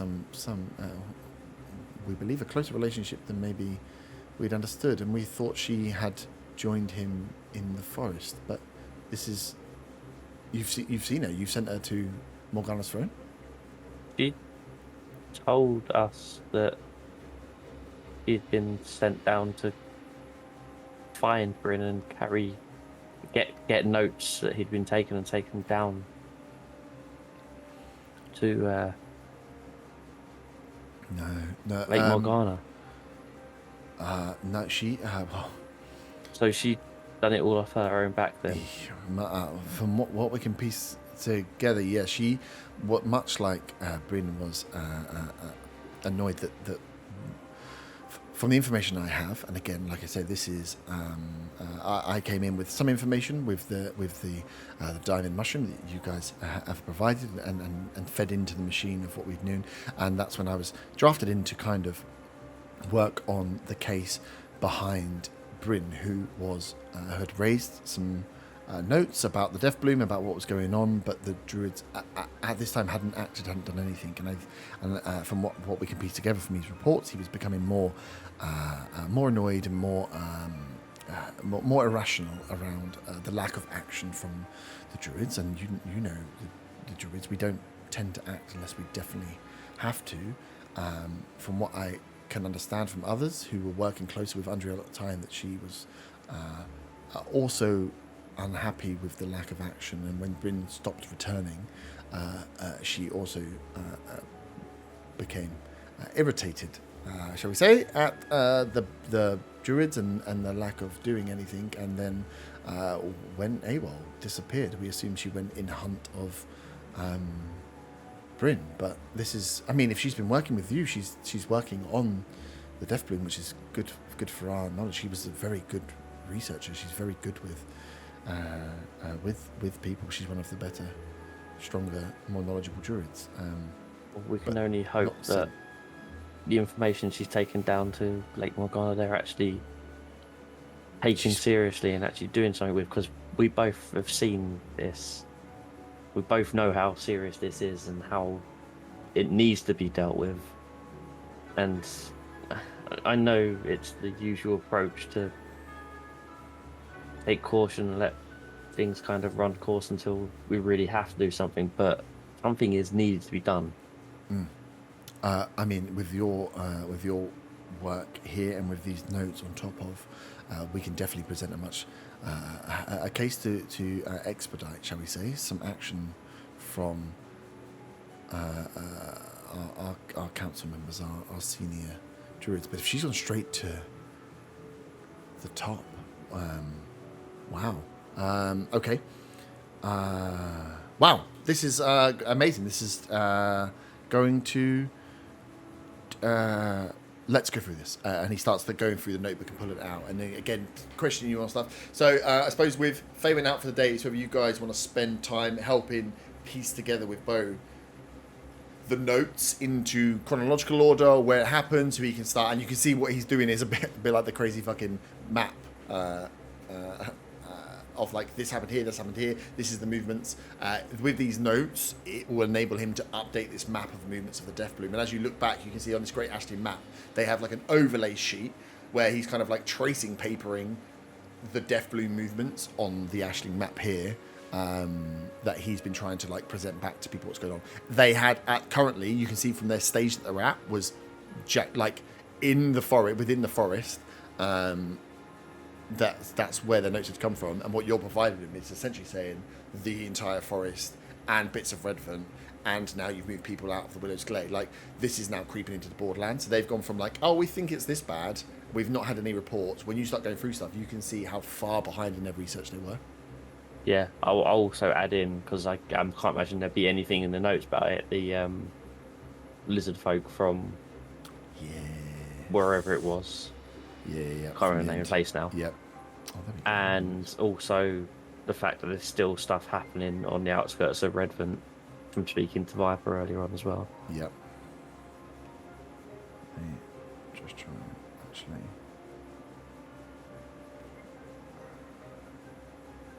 Open, so smooth. So does the notes mention about like the hag and stuff like that as well? Is there notes on that in there? Yeah. There's notes on like so you've got the pathways that you took. So essentially you've got that border forest map which had the routes on it. Which one of them mentions the hag? At least that the hag existed. Yeah. But yeah, the detail to which, well, for Andrea, her notes would just include that the hag was there. That was part of the route. That she had been working in some way with the Death Bloom, but unsure how. I don't think there would have been detailed notes on what you guys had done with that. Yeah, didn't mention our interactions with her. Okay. More that it looks like Bryn had been there, and from confirmation with Hag that they were working with the Death Bloom in some way. I will.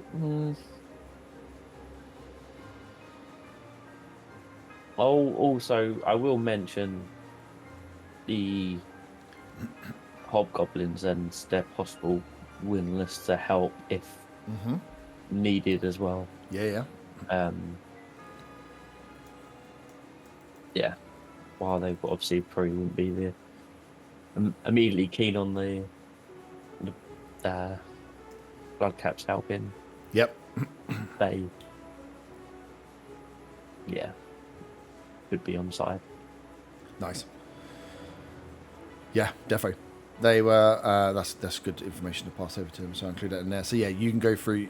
You Nota can help Bo kind of piece together those bits. But yeah, that's the big thing you'll get from like first glance. Just as he's going through and explaining what he's been doing, he obviously left you in Redvant, had the bit with the kind of original time that you guys would have told him, had the mushroom and the bit about the myconids, and then I'd be pieced together reports from Bryn, which were just like lots of reports around like the start, so the increase in presence, the increase in like weird wonderful stuff, some weird phase stuff that was going on within the forest, and then gave them multiple courses of actions for the death blue, like for sorting out disturbances, which just none of them were taken. But you can see that it was properly centralized just in the forest. Your notes are going to blow this massive. It's going to blow it's like, oh shit, we are weeks behind whatever the fuck, if not months behind whatever is actually going on. Nice. He's going to need to go through and work through that sort of stuff, but he's like, whenever you are in, please, if there's anything there to shop through, I will need help when we pull this all together and get ready to present this to the druids. It would be great to have it come from not just my voice, to try and find if we can get some action moving on this one, Von. Of course, I'd do anything I can to help. Mm-hmm. But he's like, yeah, give me some time to work through and prepare a case, and I'll be in touch. Where are you staying? Just over in the lodgings. In the lodgings, perfect. Well, I might catch you there if I'm not here, and then I will be there. So that's great. I'll be able to find you easily. Let me work on this information, and I'll get back to you as quick as I can about how we take this forward. Okay, it's good to see you again. It's good to see you. It's yes, good to see someone that that understands. As you can imagine, trying to explain some of this stuff to people, it's been difficult. Because he's got like a little springity step, seeing that he's got this information here to work through, and seeing you back. He will also inquire as to like the whole the whole party. When did you meet? I'm trying to think if he didn't know that Corin He died. didn't know that Corin died, right? Because Otter, as a pirate rocking up, would be the first time. Yeah, I mean, he knows the Corin didn't come back with us. Yeah. Was Bo still there when we done I was there when we fought the tree. Yeah, And Locke was think- there when we fought the tree. yeah. I think Corin went off into the forest, and But- because Bo went that way afterwards. Bo was with us when we done the funeral for Meadow and Yeah, Corin. Yeah.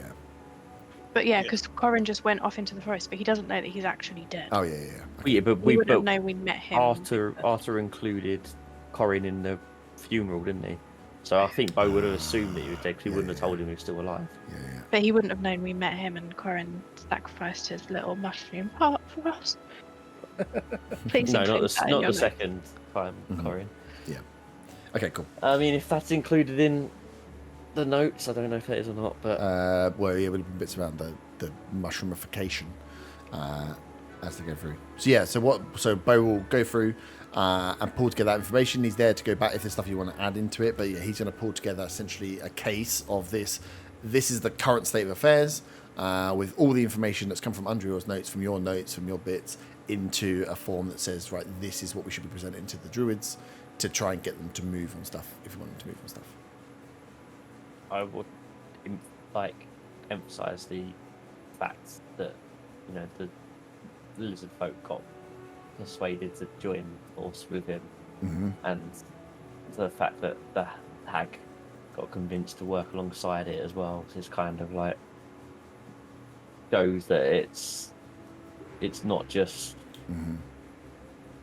killing things, it's using things to its advantage as well. Yeah. It's a real force. Cool. So yeah, he'll add all that in, and then essentially what we'll do is we'll build up a case. Having Bo work with you, we'll give you a load of advantage on stuff. But when we give him a day or so, there's a chance then to go and take this to someone more senior within the druids, if you so wish to push it forward. He can do it, but again, a bit like the council meeting, up to you guys if you want to be involved and help steer and understand what's going on there.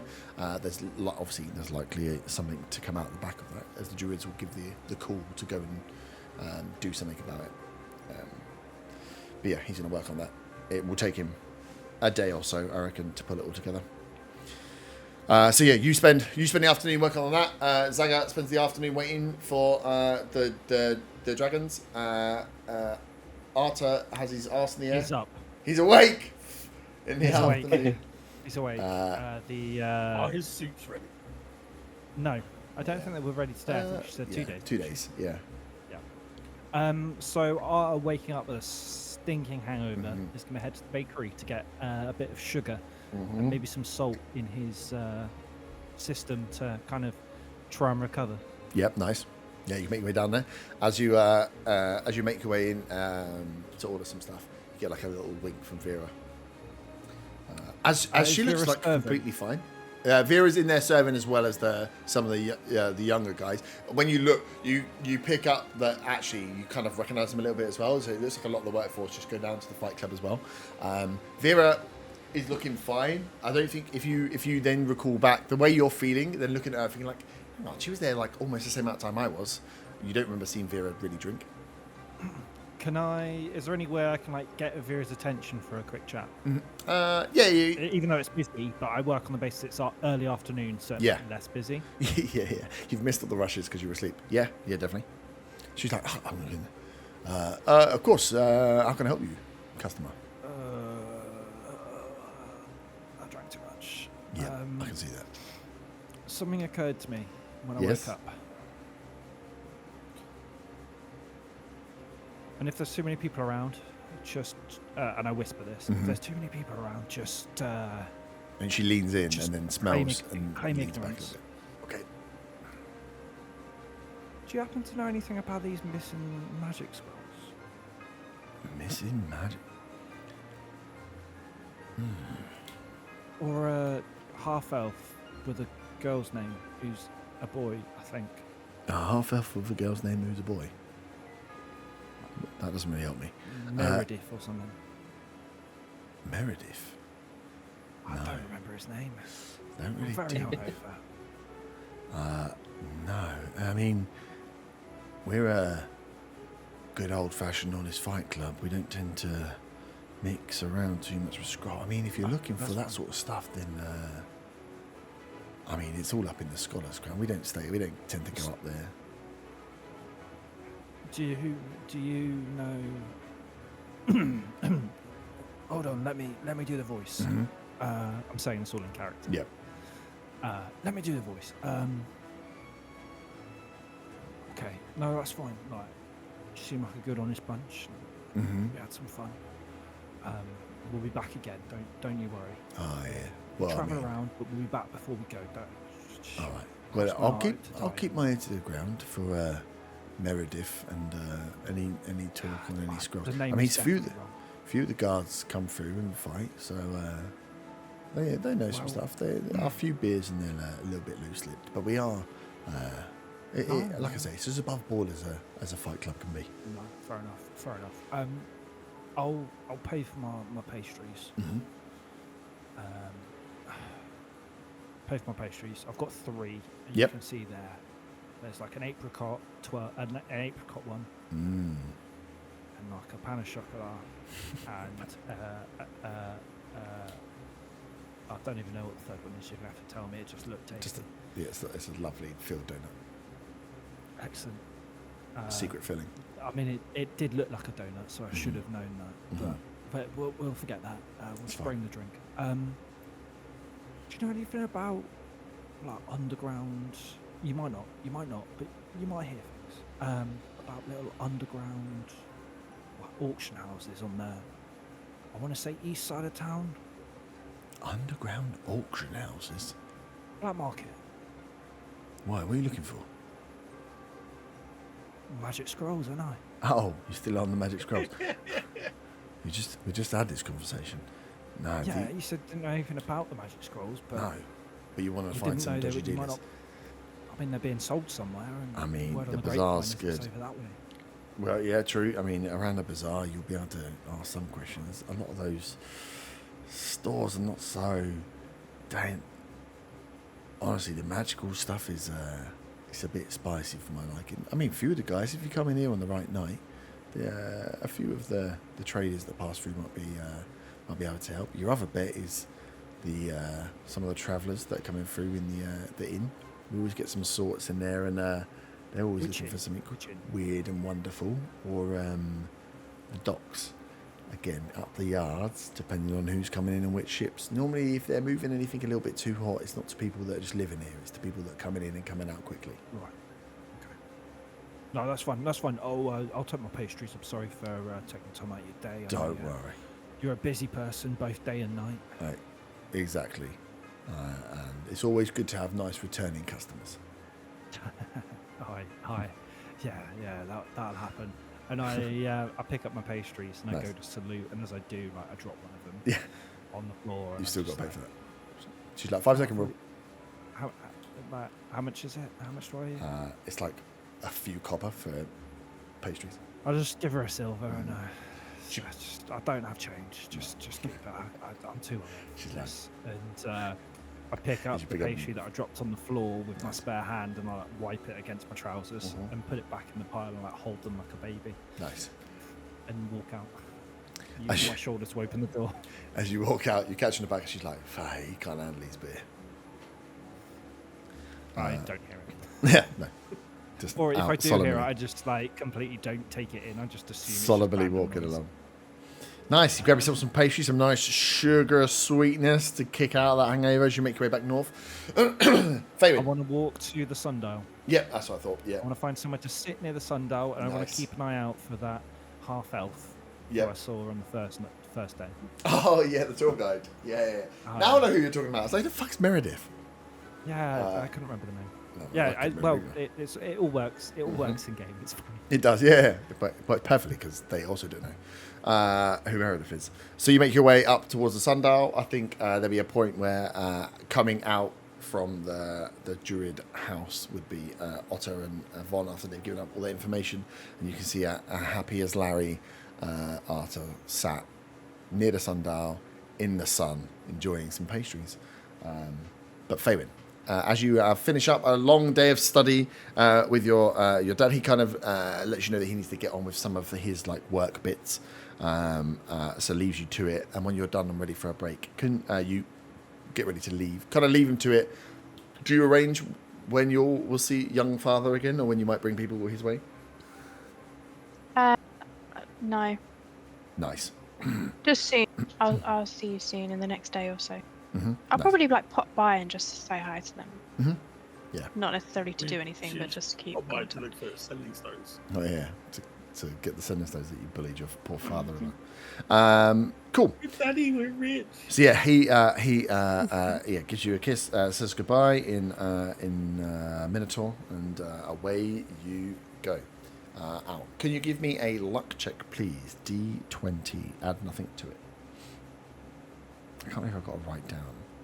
10. Get tripped into sending stones. 10. Yeah. Not that lucky. Cool. As you're moving through the halls, going back towards the way you came, you can see there's a few people passing through, but you don't see anyone of more interest than you would normally pay, as people are just moving about their daily business. As you come to the front gates, you pass out at the point that you see a slightly taller than normal kobold having a mini argument with the guards about waiting outside for dragons that have never turned up to see. Do I recognise it as Zaga? It's a very interesting one. Yes, but you would pick From the voice, maybe. From the voice, yeah. From the voice, you definitely pick up. Well, let the bloody dragons know that I'm here. I've been waiting for days. But again, what you takes can so see. long? You're not sure if he's just a little bit dirty or not, but you can see there is definitely the blue is definitely molding into there's more copper around. like the central parts. Down the middle of his head, maybe slightly more copper. The horns definitely look more black in nature, and definitely looks taller. And it's just like lots of odd little bits that are just slightly off with his appearance. But you hear him shout, it definitely is Zaga. But to John, I'm like, how long are we in there for? You went to the Feywild. It's been 74 years. Does Zaga notice Faywin? No, you're preoccupied with just trying to fight your way in. Is there any one set of gates to exit? Yeah. You want to try and sneak out without seeing him? Yeah. And this session is going to be retitled "The Session Where Nobody Spoke to Anybody." I'll just go to walk out and just say thanks to the guard as I leave. Yeah. So yeah, at that point, Zaga, you see as because the gates open, like now's your time to move. You see Faywin exiting as the guard lets her go. And shuts the gate behind. Zaga? Hey, this is my friend Faywin. She's allowed in there. Why aren't I allowed in there? Why are you trying to get in the Commonwealth, She's Zaga? been signed in. I want to see the dragons. You can't just walk in. Well, you walked have to in. be- Well, yes, because I was with my father. I was doing research. Can you get me in? I'm not sure why you would want to go in. It's there's a lot of flammable things in there. That are here. Hey, can you go back and get your dad so I can get let in, please? No, I'm not. My he's working, Zaga. He's not just there to let I'm people sure in. he'll He's take not a 5 doorman. minutes out of the day to help his daughter. Of course he would. He's. Well, there you go. Thank you very much, Faywin. I'll wait here. Faywin doesn't move. She's standing there like, no, I'm not. You don't understand the rules of the Commonwealth, Zaga. I'm not going to just get my father to let you in. He's not a doorman. He's a very busy scholar. Zaga turns to the guard. Can she get me in? She's been signed in herself. You need someone to sign you in. She is also a visitor. Yeah, come on, get Okay. your dad out here to help me real quick, please. Zaga, did you say Dragonborn? Yeah, did I not tell you there are dragonborn here? In Draconic. Maybe not, because you keep running away. Yep. Oh no, never mind. I won't say anything. In Draconic. No, go fuck yourself. So, can you go get your dad to help me, please? Otherwise, I'm going to have to keep coming back out here. Hey, back to the guard. What was the name of the person that signed her in? I can't give you the information of people that were signing by other people because let's be Faywin, honest. what's your you're dad's trying- name? At this point, I'm incredibly embarrassed. Oakenshine, right? Mr. Oakenshine. Can you get a message to Mr. Oakenshine? I feel like you're just pulling at strings here, so unfortunately not. Like I heard said, he come. likes books. You heard he likes books. Great. You know when someone puts like their hand in kind of like the cut like no sign by their neck? Mhm. I'm doing it right now. Like, as in to be like, mm-mm. No. I'm doing that behind Zaga. Okay. Zaga, I'm going to be seeing my father again tomorrow. I can speak to him, but we're going to need to know more about why you want to go in and who you're going to see in there before he's Going to see the Dragonborn. Yeah, but why? Because we have stuff to discuss. Are I you- haven't been to Dracker in weeks. Okay, but you look a bit grubby. You may want to clean up before you go I'm in. fine. I look great. I'm sexy. Not the word I'd use, but Can you help me, please? I can't keep coming back here every day and standing outside for hours while this useless guard doesn't pass on my messages. well, maybe you should be a little more polite to the guards. I'm I've so tried sorry being about polite. him. I've had enough of being polite. I'm so sorry about him. Zaga, and I put my arm on him as if to try and like bring him away. I'll speak to my father and No, we'll try and get you in Right now, tomorrow. you're inside. You can get him now. No, I went out of the gate at that point. I'd already. Can she walked go out. back in? She's been signed in, right? I haven't seen her sign out. No, she's now outside. She's been signed out. Unfortunately, we won't be letting him in today. The guard looks towards you, Fabian. Zaga, tomorrow. I'll speak to my father. Then tomorrow, I'll just come back and ask for Mr. Oakenshine. Well, you won't find him because that's not his name. Come on, let's go and find the others. Do you have any idea where they are? Are you sure you're okay? Because you really don't look. As you put your like arm around him to try and move him as well, you can feel like that. So, and this is a weird one to talk about the texture of some skin. Like the kobold skin is not like hard scale. It's not like rock hard turtle scale. So he would have always had like lizardy soft skin. But as you go to move him, you can feel like there's like some toughness in in like the back of like Zaga's shoulders and neck that wasn't there before. Are you wearing new shoes or something? I look down because he's taller. Oh, I'm fine. I'm great. I just want to get in there. Well, you can't. They have very strict rules. You could have got me in there, but you decided not to. I'll remember this, Faywin. Let's not forget that you were essentially trying to scam my father out of things, and you think I'm going to go back in there and ask him to I'm not let trying you to in. scam anyone out of anything. I'm trying to get in there to see the Dragonborn. Tomorrow. God damn it. Useless. Everybody's so Watch your useless. tongue. Zaga, roll a wisdom saving throw. Wisdom saving throw. Yeah. 16. 16. You hear, as you're just like, God damn it, useless, you just hear, burn them. Just burn them all. Zaga thinks that's a good idea. Of course he Because does. he's annoyed. Can we just also point out that Faywin did say before any of this happened, there's a lot of flammable things in there, so I'm not going to let you in.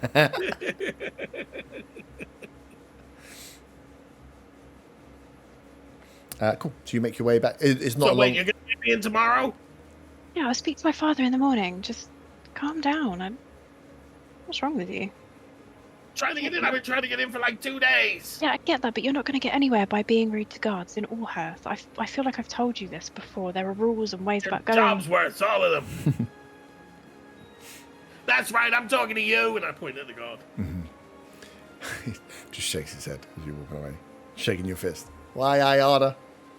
Yeah, you notice his tail's a little bit longer as well. Just a little bit bigger all around. Nice. As you guys make your way down, I think it's not How much did you say I'd grown? Like half a foot? you've grown like half a foot. Your tail's probably grown like 2 foot. That's quite a lot. Yeah, That's a lot. I would notice. it's a that. lot. Yeah, it's like from being like a little stubby, not like a stubby tail, but like a tail that's not that long. You've got like a tail now. As we're walking, does his tail swish? Yeah, Aggressively. great. Yeah, he's angry. Is that... Has your tail always been that long? I knew you liked my tail. As you two walk back towards the dragon, as you all convene nicely at the sundial after a day of God knows what running around. You all run into each other. Fon and Arta, you come out, seeing Arta sat down eating his delicious pastries, and it's not long before you hear Zaga and Faywin bickering on their way over to where you are. It's not overly busy. There's not a huge amount going on for Candlemas today, so there's a few things out, but the sundial and the square itself that you're in is fairly empty, so it's very obvious to spot each other. And again, those that haven't seen, notice as Zaga's coming over, either Faywin shrunk or Zaga's got a little bit taller. Telepathically to Von, I want to be like, look at his tail, Yeah, because look at that's the your bit that tail. I've noticed. You can't hear me, Yuki.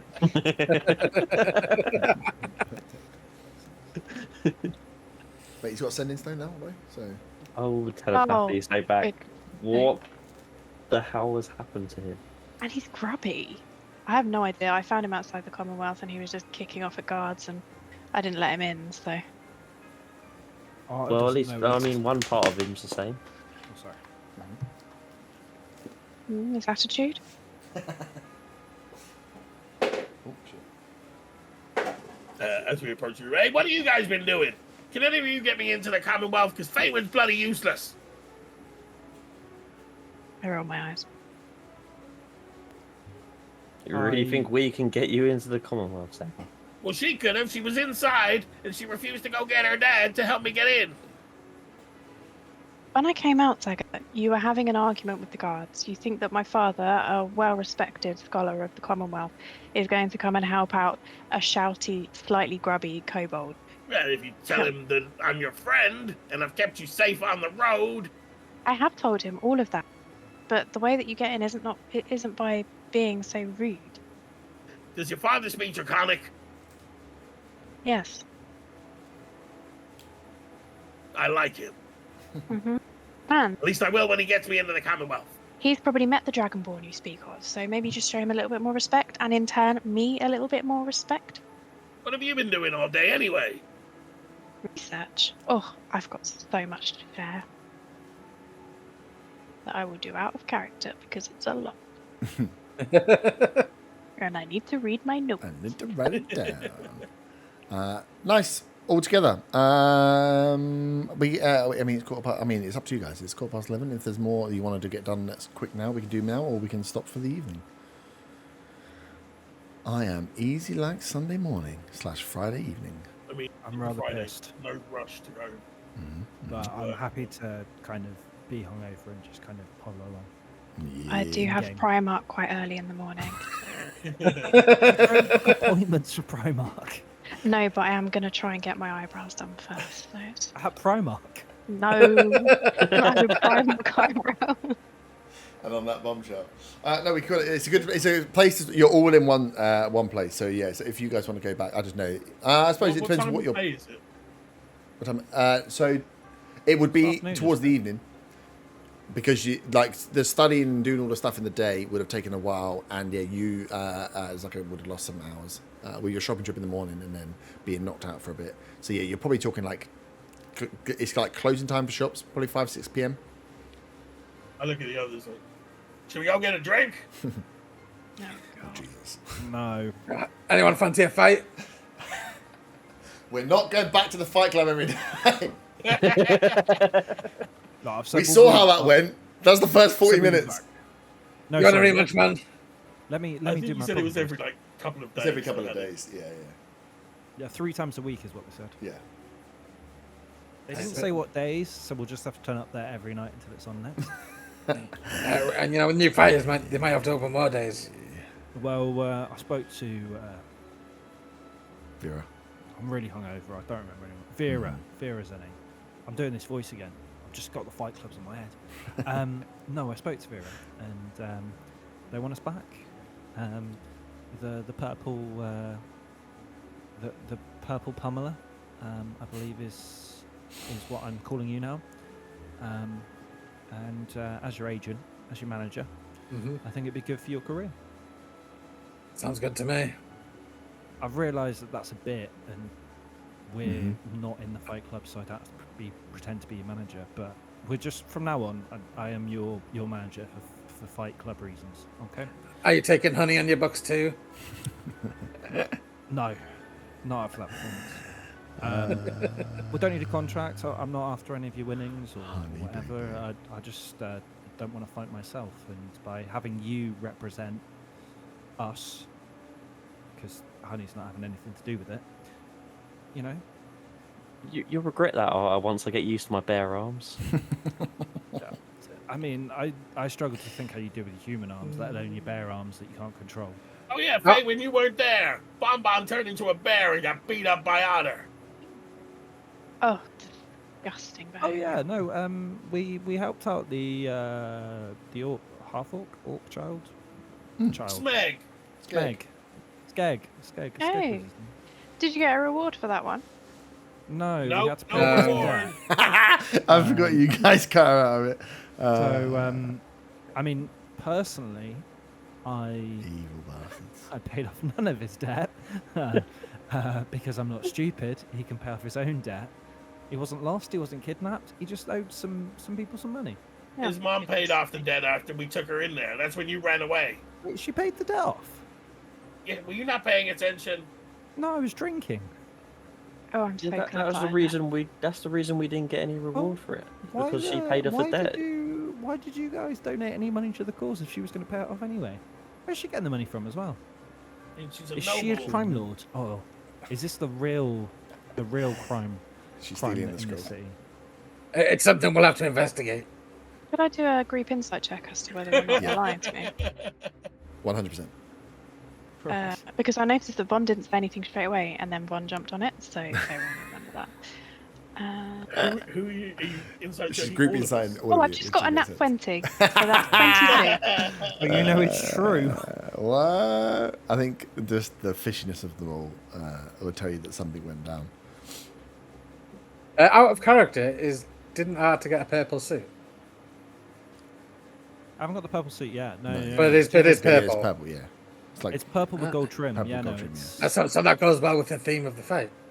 but you don't know that in character. I haven't told anybody. yeah. No, I know, but still. And to be clear, I am wearing the white turtleneck today instead of the black one. Just for future reference. It's very important. So Yep. just for the insight check, Faywin is pretty sure that the group are lying. Wait, what are we lying about? The reward that For we the didn't get. rewards that you didn't get of like 20 What gold reward? each was much stupid, wasn't We did get a reward. I split it between the four of us because Faywin had run away. it? Yeah. Yeah, I the four of us I that didn't did take something. the reward. I didn't realise that was a reward. Uh-oh. Well, that's money going down the drain. Wasn't Oh, listening. well, that we'll means the slavers get more money then. We'll assume that Arta's money went towards a bar tab for everyone. Yeah, he spent it all straight away. I just spent it all straight away. Yeah, He yeah. was in a good mood. They're like, He's never "Shit, been this that guy's- drunk before.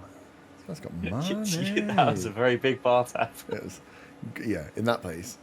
You paid for Well, the it drink was for a added, while. it was added towards the. And to fixing the hole that you put in the ground as well. I already put Oh, the you may have gold actually. but Yeah. it's an extra bit towards Yeah, the hole. extra bit towards the hole. ceiling.